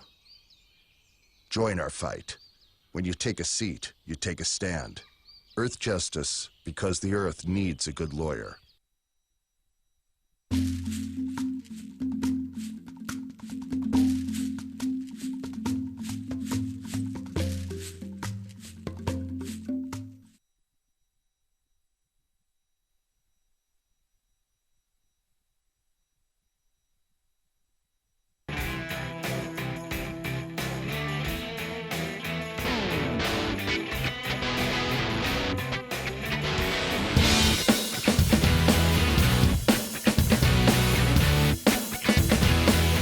This is the Bill Press Show. Yes, it is the Bill Press Show. 25 minutes past the hour on a Friday, May 6th. In the next half hour of the show, we'll be talking about two of my favorite topics, marijuana and food. The first food festival for marijuana enthusiasts is here in Washington, D.C., and we'll be talking to Al Goldberg from Mess Hall and Nevin Martell in studio to talk about what we can expect there. Meanwhile, we are talking about e-cigarettes with healthcare reporter for Politico, Sarah Carlin-Smith. Follow her on Twitter at Sarah Carlin. Yesterday, the FDA announcing some big changes to the way that we consume e-cigarettes. The long and short of it is they're going to take a look at e-cigarettes, a closer look, see what's actually in them, and they're going to prohibit people under the age of 18 from buying them. Let's take a quick call. Ted in Ann Arbor, Michigan. Hello, Ted. I have a question from the public health angle. Hit me. Positing that cigarettes have largely become a 18% of the country in the very poor areas socioeconomically. The question really comes to, in your research, have you found that the e-cigarettes are having an effect of decreasing or increasing the use of tobacco-like products? All right, thanks for the call, Ted. I appreciate it. It's something we sort of hit on in the last segment about like whether or not this is a stepping stone or a thing that will actually curb it. What do you think, or what are you seeing? I think it's still a big debate right now because we are seeing a lot more kids use e-cigarettes and, like I said, these flavored cigars rather than cigarettes. So while the smoking rates were dropping for teens, all of a sudden you have the e-cigarette use spiking. Yeah. Maybe for some adults it's different. They're switching the opposite way. But I think we'll have to see, maybe 10, 20 years down the line where these trends pan out. Yeah. Let me ask you about the, is there going to be any pushback to this? Is there a vape lobby? There's definitely a vape lobby. There's multiple kind of vape trade associations. And actually, before FDA even rolled out this rule, in April, the House Appropriations Committee, which does like the FDA, gives them their money. They put in some policy writers to tell them how they can spend it. And they voted to to tell them that when you issue this rule, you're going to grandfather in all e-cigarette products already in the market. And they and obviously that wasn't a final law. The Senate would have to do the same thing. Obama would have to sign it. So, but there's definitely a chance that they keep pushing on that because and the other issue too with the vape lobby is a lot of these companies are smaller businesses and they've never been regulated. And now they're concerned that big tobacco, this is going to become a business of big tobacco. They're not going to be able to compete here because it's going to cost a couple of $100,000 minimum, FDA thinks, probably to go through this process. And requires kind of different skill sets, lawyers, scientists than they may have. So one of their arguments is you're just, handing this business to, the big tobacco companies. Wow. That's fascinating stuff with Sarah Carlin-Smith, healthcare reporter for Politico. Follow her at Sarah Carlin with a K and read her work at Politico.com. Thank you so much, Sarah. Yeah, thank you guys for having me. This is the Bill Press Show.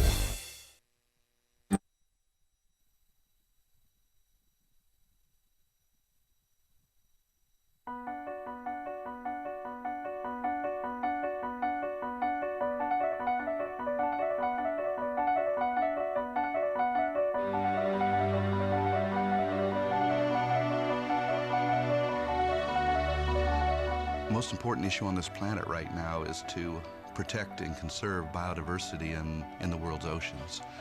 And I don't think people realize just how intimate our connection is with the oceans themselves. Not only do they provide the very foundation of life and control our weather, but life just simply could not exist without a healthy ocean. The real problem, though, is apathy. It's all out of sight. It's all out of mind, and people don't even think about it. But it doesn't matter whether you live in Peoria or on the coast. The fact is, whatever happens in the ocean affects all life forms on the planet Earth. If the oceans die, then civilization collapses. We all die. We cannot live on this planet without the oceans. This is, in fact, not the planet Earth. It's the planet ocean, but because we're a land-dwelling species, we refer to it as Earth.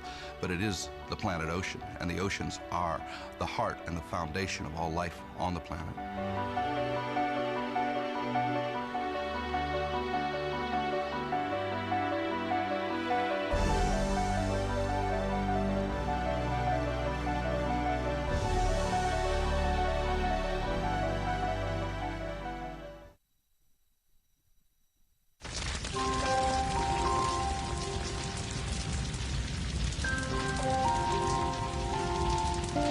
A single ember that escapes from a wildfire can travel more than a mile. That single ember can ignite and destroy your home or even your community. You can't control where that ember will land, only what happens when it does. Get Fire Adapted now at fireadapted.org. Columbine. Virginia Tech. Tucson. Aurora. Fort Hood. Oak Creek. Newtown. Newtown. Newtown. Newtown. How many more? How many more? How many more colleges? How many more classrooms? How many more movie theaters? How many more houses of faith? How many more shopping malls? How many more street corners? How many more? How many more?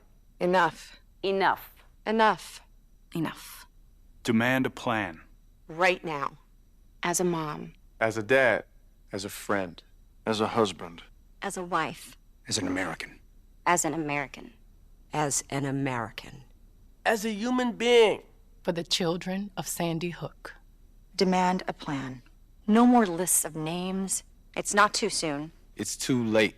Now is the time. Before we all know someone who loved someone on that list. No more lists. No more. Who they might have been. No more. If we had just done something yesterday. It's time. We can do better than this. We can do better than this. It's time. It's time. It's time for our leaders to act. Demand a plan. Right now. Right now. You! Demand it! Enough. Enough. Enough. Enough.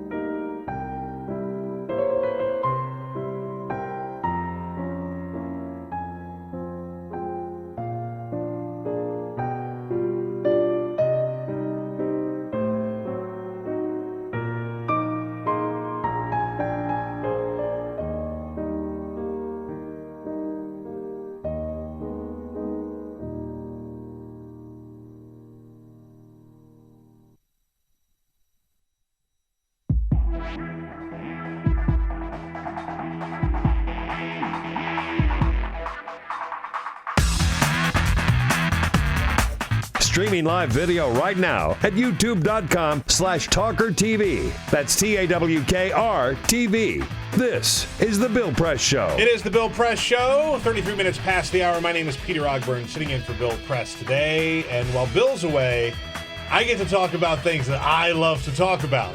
I get to talk about food, or I get to talk about pot, or I get to talk about food and pot together, which is what we're going to do today with the owner of Mess Hall, Al Goldberg, in studio. Hey, Al, how you doing, man? Good morning. Thanks for coming in. Thank you. And my buddy, freelance food writer, who I can't open up the internet without reading something that Nevin Martell has written. Nevin, it's good to see you, man. Thanks for having me, man. This is great. Thanks for coming in, both of you. First of all, Al, can you tell me a little bit about what Mess Hall is? Mess Hall is a food incubator located right here in D.C. We have nearly 40 different food entrepreneurs that cook out of our shared kitchens. We support small food entrepreneurs and help them come to market. We also host some pretty cool events. Like Blazed and Glazed. Blazed and Glazed. Which is the event that's coming up. Tell me a little bit about it. When is it? It's Sunday, May 15th. There are 5 time slots starting at 11 a.m. And people get 3 pot cooking classes. You know, how to make canna butter, how to make a THC tincture, and then how to make quote-unquote high-end munchies.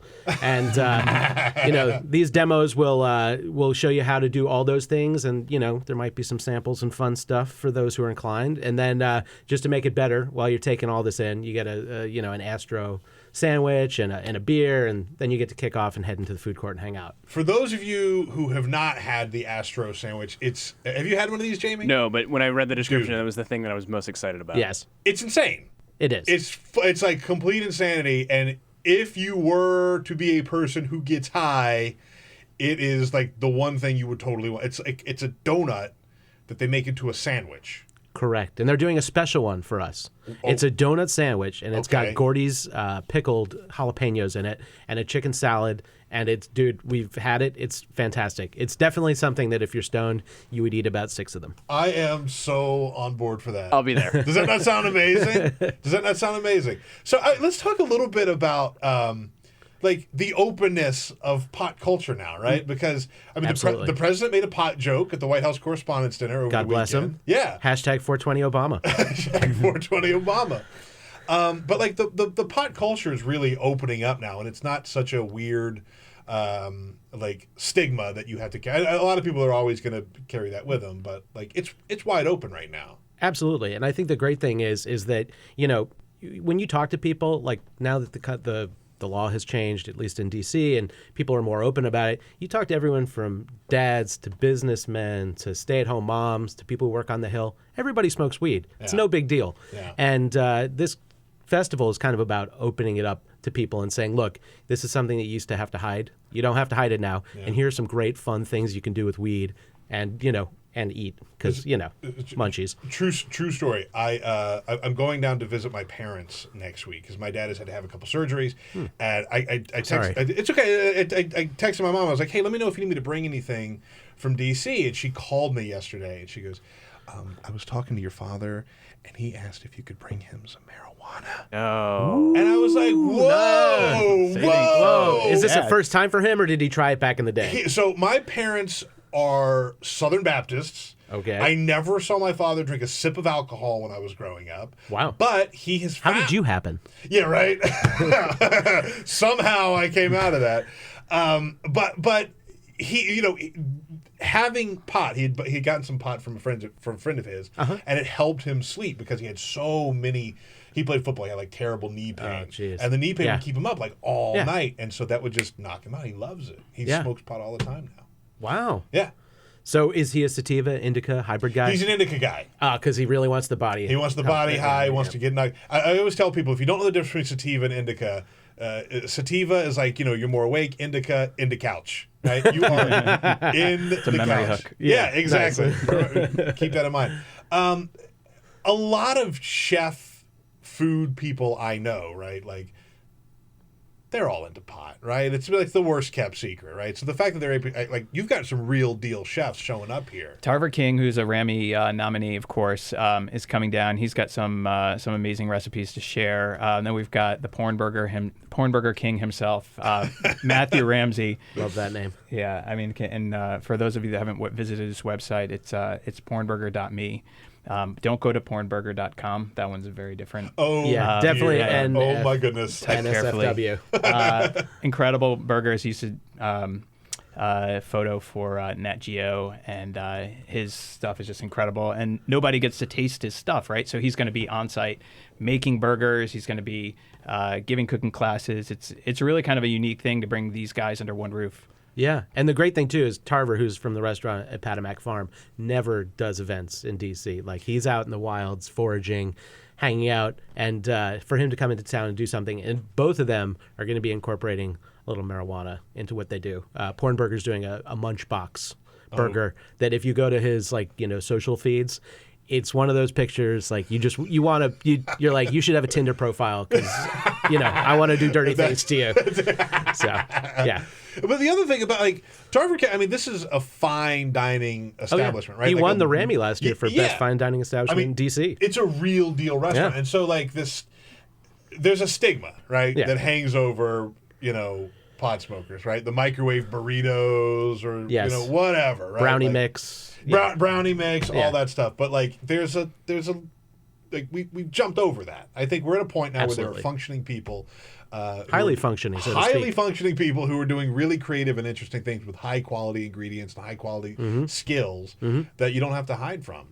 I mean, Tarver's bringing eggs from chickens to make these breakfast burritos that from his own hens. I mean, this is having a look, I think, for the first time at a high level of sophistication with people that are coming in that will report to work in a necktie and we're instead of tie dye, right? So we're really looking at some really fun stuff and trying to break away from some of that taboo and say this is the norm, this is socially acceptable. Yeah, definitely, and kind of break away from some of the stereotypes.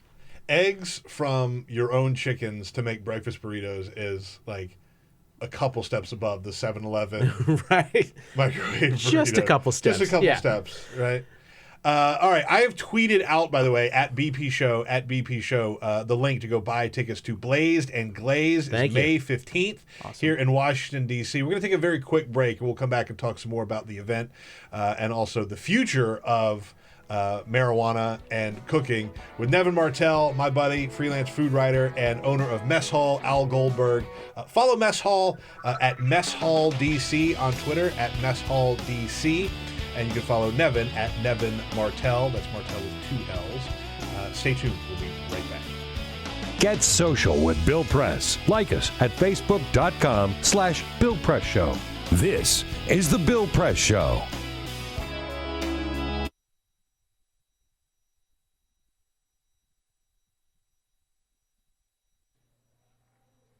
It occurred to me tonight, for the first time, that the long-winged insect that over and over again rams its body into the wood of my front door might not know what he's doing. He might not have a plan. Maybe that's just how he flies, and that is where the door is. And I remember you. The last time I saw you, a few weeks before we would graduate from high school, and a few days before you let a bullet dissolve on your tongue, dancing in a warehouse rave, sweat-drenched and strobe light battered, thrashing your arms back and thrusting them forward. The floor could get so bright and loud, we all slowed down to be more careful, but you kept dancing full sprint tornado, and sometimes you'd spin full weight into a wall and just spread your arms against it and sway back and forth like a lover reunited. This long-winged insect is not trying to get into the house. It doesn't know there is a house. Can't imagine a life beyond that door. All it can see is the light. You and I were both 17 when you died. And ever since then, I have envied you. how you are remembered for towering, unclaimed potential instead of living to look regret in the face. You didn't have to come home 3 weeks later and explain to your little brother why you took too much medicine. Your addiction is remembered as a tragedy, not a betrayal. Your suicide attempt became a suicide, not an unpaid hospital bill. And only tonight did it occur to me that maybe that night when you let your teeth touch metal, you might not have known what you were doing. You might not have had a plan. Maybe you had hit that door so many times you couldn't imagine it might let you through. I'm still ashamed to admit it, but I have always secretly believed you did it for me, that you wanted to show me that there is a way out of all of this. Not so that I would follow you, but so I would understand that every day that I am alive is a day that I choose to be alive. And when the music stops, you still get to keep on dancing. And when the light is so bright it blinds, you can dance with your eyes closed. And if in that dark you come up against a wall, you keep your arms out wide and you dance with the wall.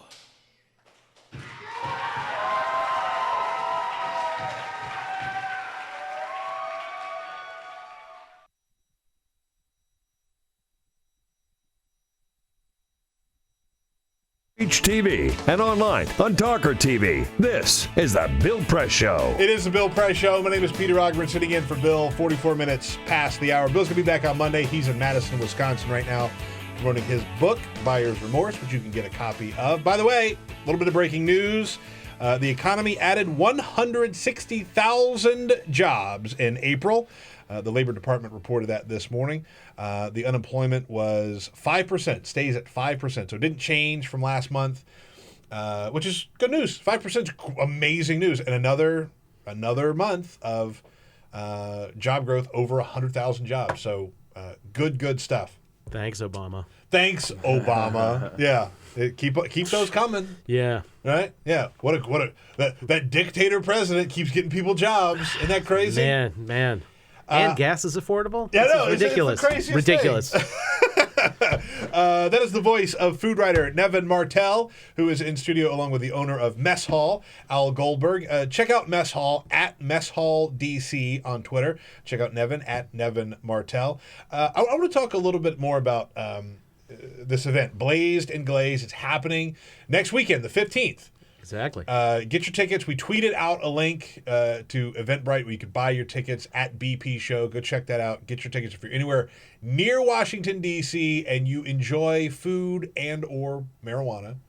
Come on. It's going to be a wild time. I can promise you that. So get your tickets there. The food court that you all are going to have set up there. Tell me a little bit about that. Yeah, so as I said, Mess Hall is a supportive community of a whole bunch of different food producers, people that are just at the top of their game. A couple of the folks that produce at Mess Hall will be featured in our food court at Blaze and Glazed, including Sloppy Mamas, who has some of the area's best barbecue. Nice. They smoke everything right at Mess Hall. We've got, which seems appropriate for a pot event. Well, smoking meat. Yeah, blazed and glazed. Yeah, right. It's got to be smoked, baked, or fried. That's it. So you do, or the food does. Take your pick. The Fry Brothers will be on site. These are a couple new guys to the scene that have been gaining popularity. And then we've got West Jay's Finest, and he makes his own ice cream. Oh, nice. So we've got a very special ice cream for you. You'll have to come check it out. That's cool. It's a great ice cream. You want to tell them a little bit about it? Well, it's a coffee and donut ice cream. Yes. So, nice. At the risk of attracting the 5-0 to the party. I don't know. Well, give them something to eat. That's it. Give them something to do. Coffee and donuts? Yeah, exactly. Keep them busy with that so they won't worry about the other stuff. It's a good strategy. I keep coming back to this notion of like the openness of pot culture, right? Like, it's helped a lot of people, but also like, the medical side of things, I get. I think that battle is over. Totally. Done with. That's been won, right? Like, yes. At the very least, you have to support medical marijuana. So like the fight Agreed. now and the issue is recreational marijuana. Are we going to see that? Are we going to see that just legalized across the board in the country in our lifetime? Maybe not across the country. I think it's going to be state to state. Thanks, Utah. I know. But I think it's going to be kind of like the gay marriage issue has been over the last decade. Once that started gaining momentum, that happened incredibly quickly. I mean, think about the civil rights movement and how long that took. I mean, this is, that happened and just kind of steamrolled. And I think the same thing's happening with marijuana. And I think people are very open to medical marijuana now because so much research shows how beneficial it can be. Yeah. But recreational, people are kind of like, people are doing it. It's clogging up the jails. It's costing the taxpayers a lot of money. And more importantly, it's something that the government and local governments can make a lot of money from. That is, all the other arguments, I think, are losing arguments, frankly, to government officials. Sure. They don't care about locking up more minorities. That doesn't really register with them. But money, we can make money on this? Right. Yeah, now we've got their attention. Exactly. Colorado, I think, is sort of the blueprint of... Yes, the green print, if you will. Yes. The green print. I've been out there, and they do a fantastic job of it. I mean, it's like walking into... You mean it's not like streets filled with zombified stoners, like the way it's been painted by some people? Well, it is Denver, so I mean, like the hippie granola quotient is pretty high, and you get a couple of spacey fish fans. But I mean, for the most part, when you walk into a dispensary, you have a very educated conversation with the person behind the counter. The same way as if you were going to go buy coffee beans from somebody who does like fair trade, locally roasted coffee. I mean, it's at that level. I mean, there's no taboo about it, and people are just now trying to sell you on what makes their pot so special or what makes the properties of it so special. You see some of the photos and pictures of people who've gone out there and have talked about it, written about it, right? Like, it's amazing. It's like going, like you said, like going to a coffee shop. Yeah, I mean, really. I mean, you walk in, they say, "What do you like? What do you hope to accomplish?" Basically, like like is it not much aches and pains, right. Or is it like you want to get high on the couch and watch Pixar movies or something? Right. Not saying I've done that before, but I may have. And you just have a conversation, and then they hook you up. You go home, you hang out, and I mean, let's be honest. Like Al and myself, like with all these things, like it's all about being responsible about it. Like, and for the most part, it seems like the people of Colorado have been that way, and just like we expect, people in D.C. to be that way. I mean, you haven't seen a huge spike in arrests or trouble related to marijuana. In fact, you've seen decrease in arrests and stuff. So significant decrease. Yeah. At an event like Blazed and Glazed, right? Like, what are you guys expecting in terms of the turnout? Like, I assume you just know everyone there is going to be a little high, right? I'd say probably more than a little high. Yeah, okay, all right. And, we're saying that we expect long lines for the bathroom. Yes. And, there will be people on site, I'm sure, sampling and donating so you can have a little fun, if you didn't properly prepare before you came. Right. But we also expect people to be smart about an Uber home, Sure. We just expect people, they know how to handle themselves. But we do expect people to come, a little blazed and leave a little glazed. You talk about the sharing community, which is how things sort of get done here in D.C. now, right? Because it is legal. We just can't, buy it or sell it. It's, it's like a trade thing, right? Is that, I think, what we're going to see a lot more from state to state? Or are we going to just kick it wide open? I think it's going to be more like, Colorado, because I think people will want to monopolize it, or monetize it, pardon me. So, I mean, this is fine just because we have so much to deal with in the district that we don't have to deal with in other states. Yeah. But I think that eventually it's going to become all about the money. Blazed and Glazed is the name of the event. It's next weekend here in Washington, D.C., May 15th. Make sure you check it out. Check out our Twitter at BP Show. We tweeted out a link so you can get tickets there. Looks like it's going to be an amazing, amazing event. Guys, thanks so much for coming in. Al Goldberg from Mess Hall, Nevin Martell, food writer. So check out this event. It's going to be awesome. Thanks, guys. Really appreciate it. Thank you. Quick break. We'll be right back. On your radio, on TV, and online. This is The Bill Press Show.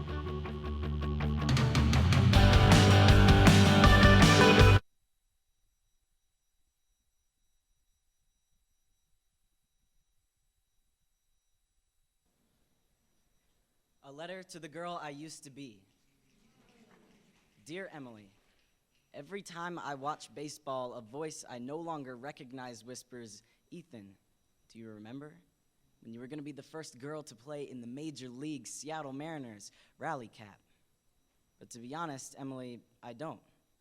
Dad told me that like it was someone else's bedtime story. But I do know you had that drive. Didn't let anyone tell you to wear shorts above your knees. Didn't care if boys thought your hair fell on your shoulders just right, but with girls, sleepovers meant the space between your shoulder and hers was a 6-inch fatal territory. The year you turned 11 was the first time you said out loud that you didn't want to live anymore. In therapy, you said you wouldn't make it to 21. On my 21st birthday, I thought about you. You were right. At 19, you started to fade. I tried to cross you out like a line in my memoir I wished I could erase completely. And maybe I'm misunderstanding the definition of death, but even though parts of you still exist, you are not here. Most of my friends have never heard your name until now. I've been trying to write this letter for 6 months. I still can't decide if it should be an apology or not.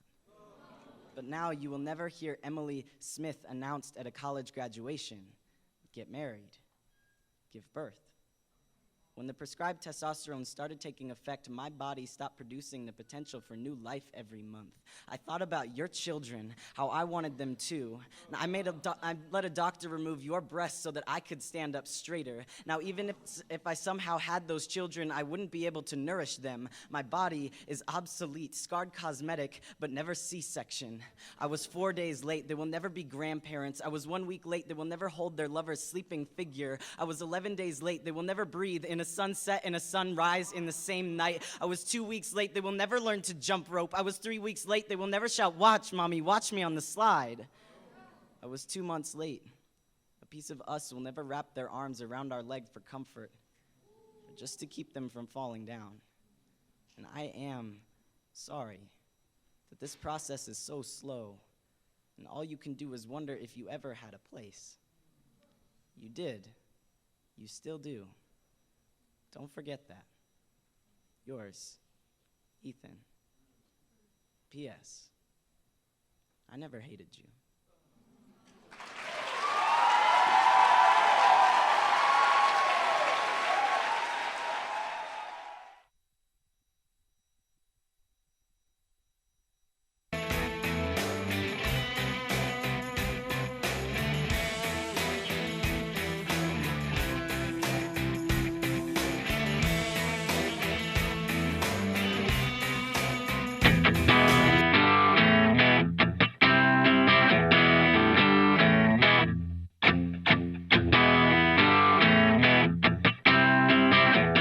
This is the Bill Press Show.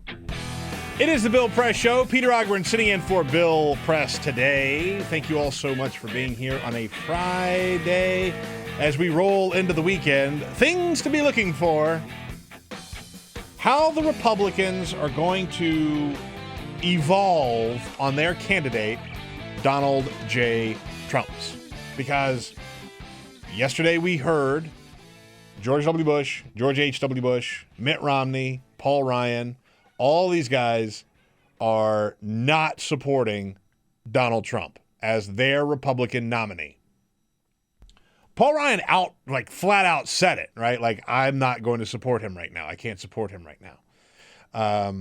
Whereas the Bushes and Romney just said, well, we're not going to go to the convention, which is, in essence, we are not going to support it. But if you listen carefully to what Paul Ryan says, he says, I'm waiting, I'm hoping, I'm optimistic that I will be able to support him, but I just need him to show me that he's going to be ready to be the Republican nominee. And whether or not he takes on Bernie Sanders or Hillary Clinton, we do not know. Hey, can we get that clip of Bill Clinton, by the way? Because Bill Clinton was out on the... Bill Clinton, I have to tell you, the one thing I am really excited about with Donald Trump being the nominee, can you imagine what Barack Obama is going to be like stumping and campaigning for Hillary Clinton against Donald Trump? Road warrior. It's going to be amazing. Like, Barack Obama takes the Donald Trump thing very personally. He will go out there and he will do everything he can to make sure he does not become president, and he will make it ugly. It's not a laughing matter. No, it's not funny at all to him. Bill Clinton, however, used to be like the big dog, Superman, show up on the campaign trail and save everybody. But yesterday he was at a campaign rally and this happened. You know, I'll be 70 at my next birthday, and I Wait. I still feel young, but I know this. You look great. You look great. It's been a long time since a girl said that to me. Oh, Bubba, no, buddy. Put it away, bud. Bill, come on now, Bill. You can't do that.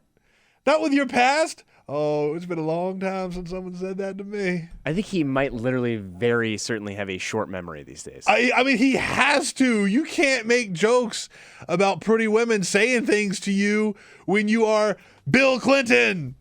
Hey, sweetie. Oh, I love to hear that from you. That's not good. Anyway, it's going to be a wild weekend. It's going to be a wild 188 days until the election. God almighty. But if you're in D.C., come to the Funk Parade. Oh, the Funk Parade. The Funk Parade is this weekend. Yeah. Check that out. Look for Jamie Benson out on the stoop. It's going right by his house. Peter Ogburn signing off for the Bill Press Show, y'all. Have a good weekend. This is the Bill Press Show.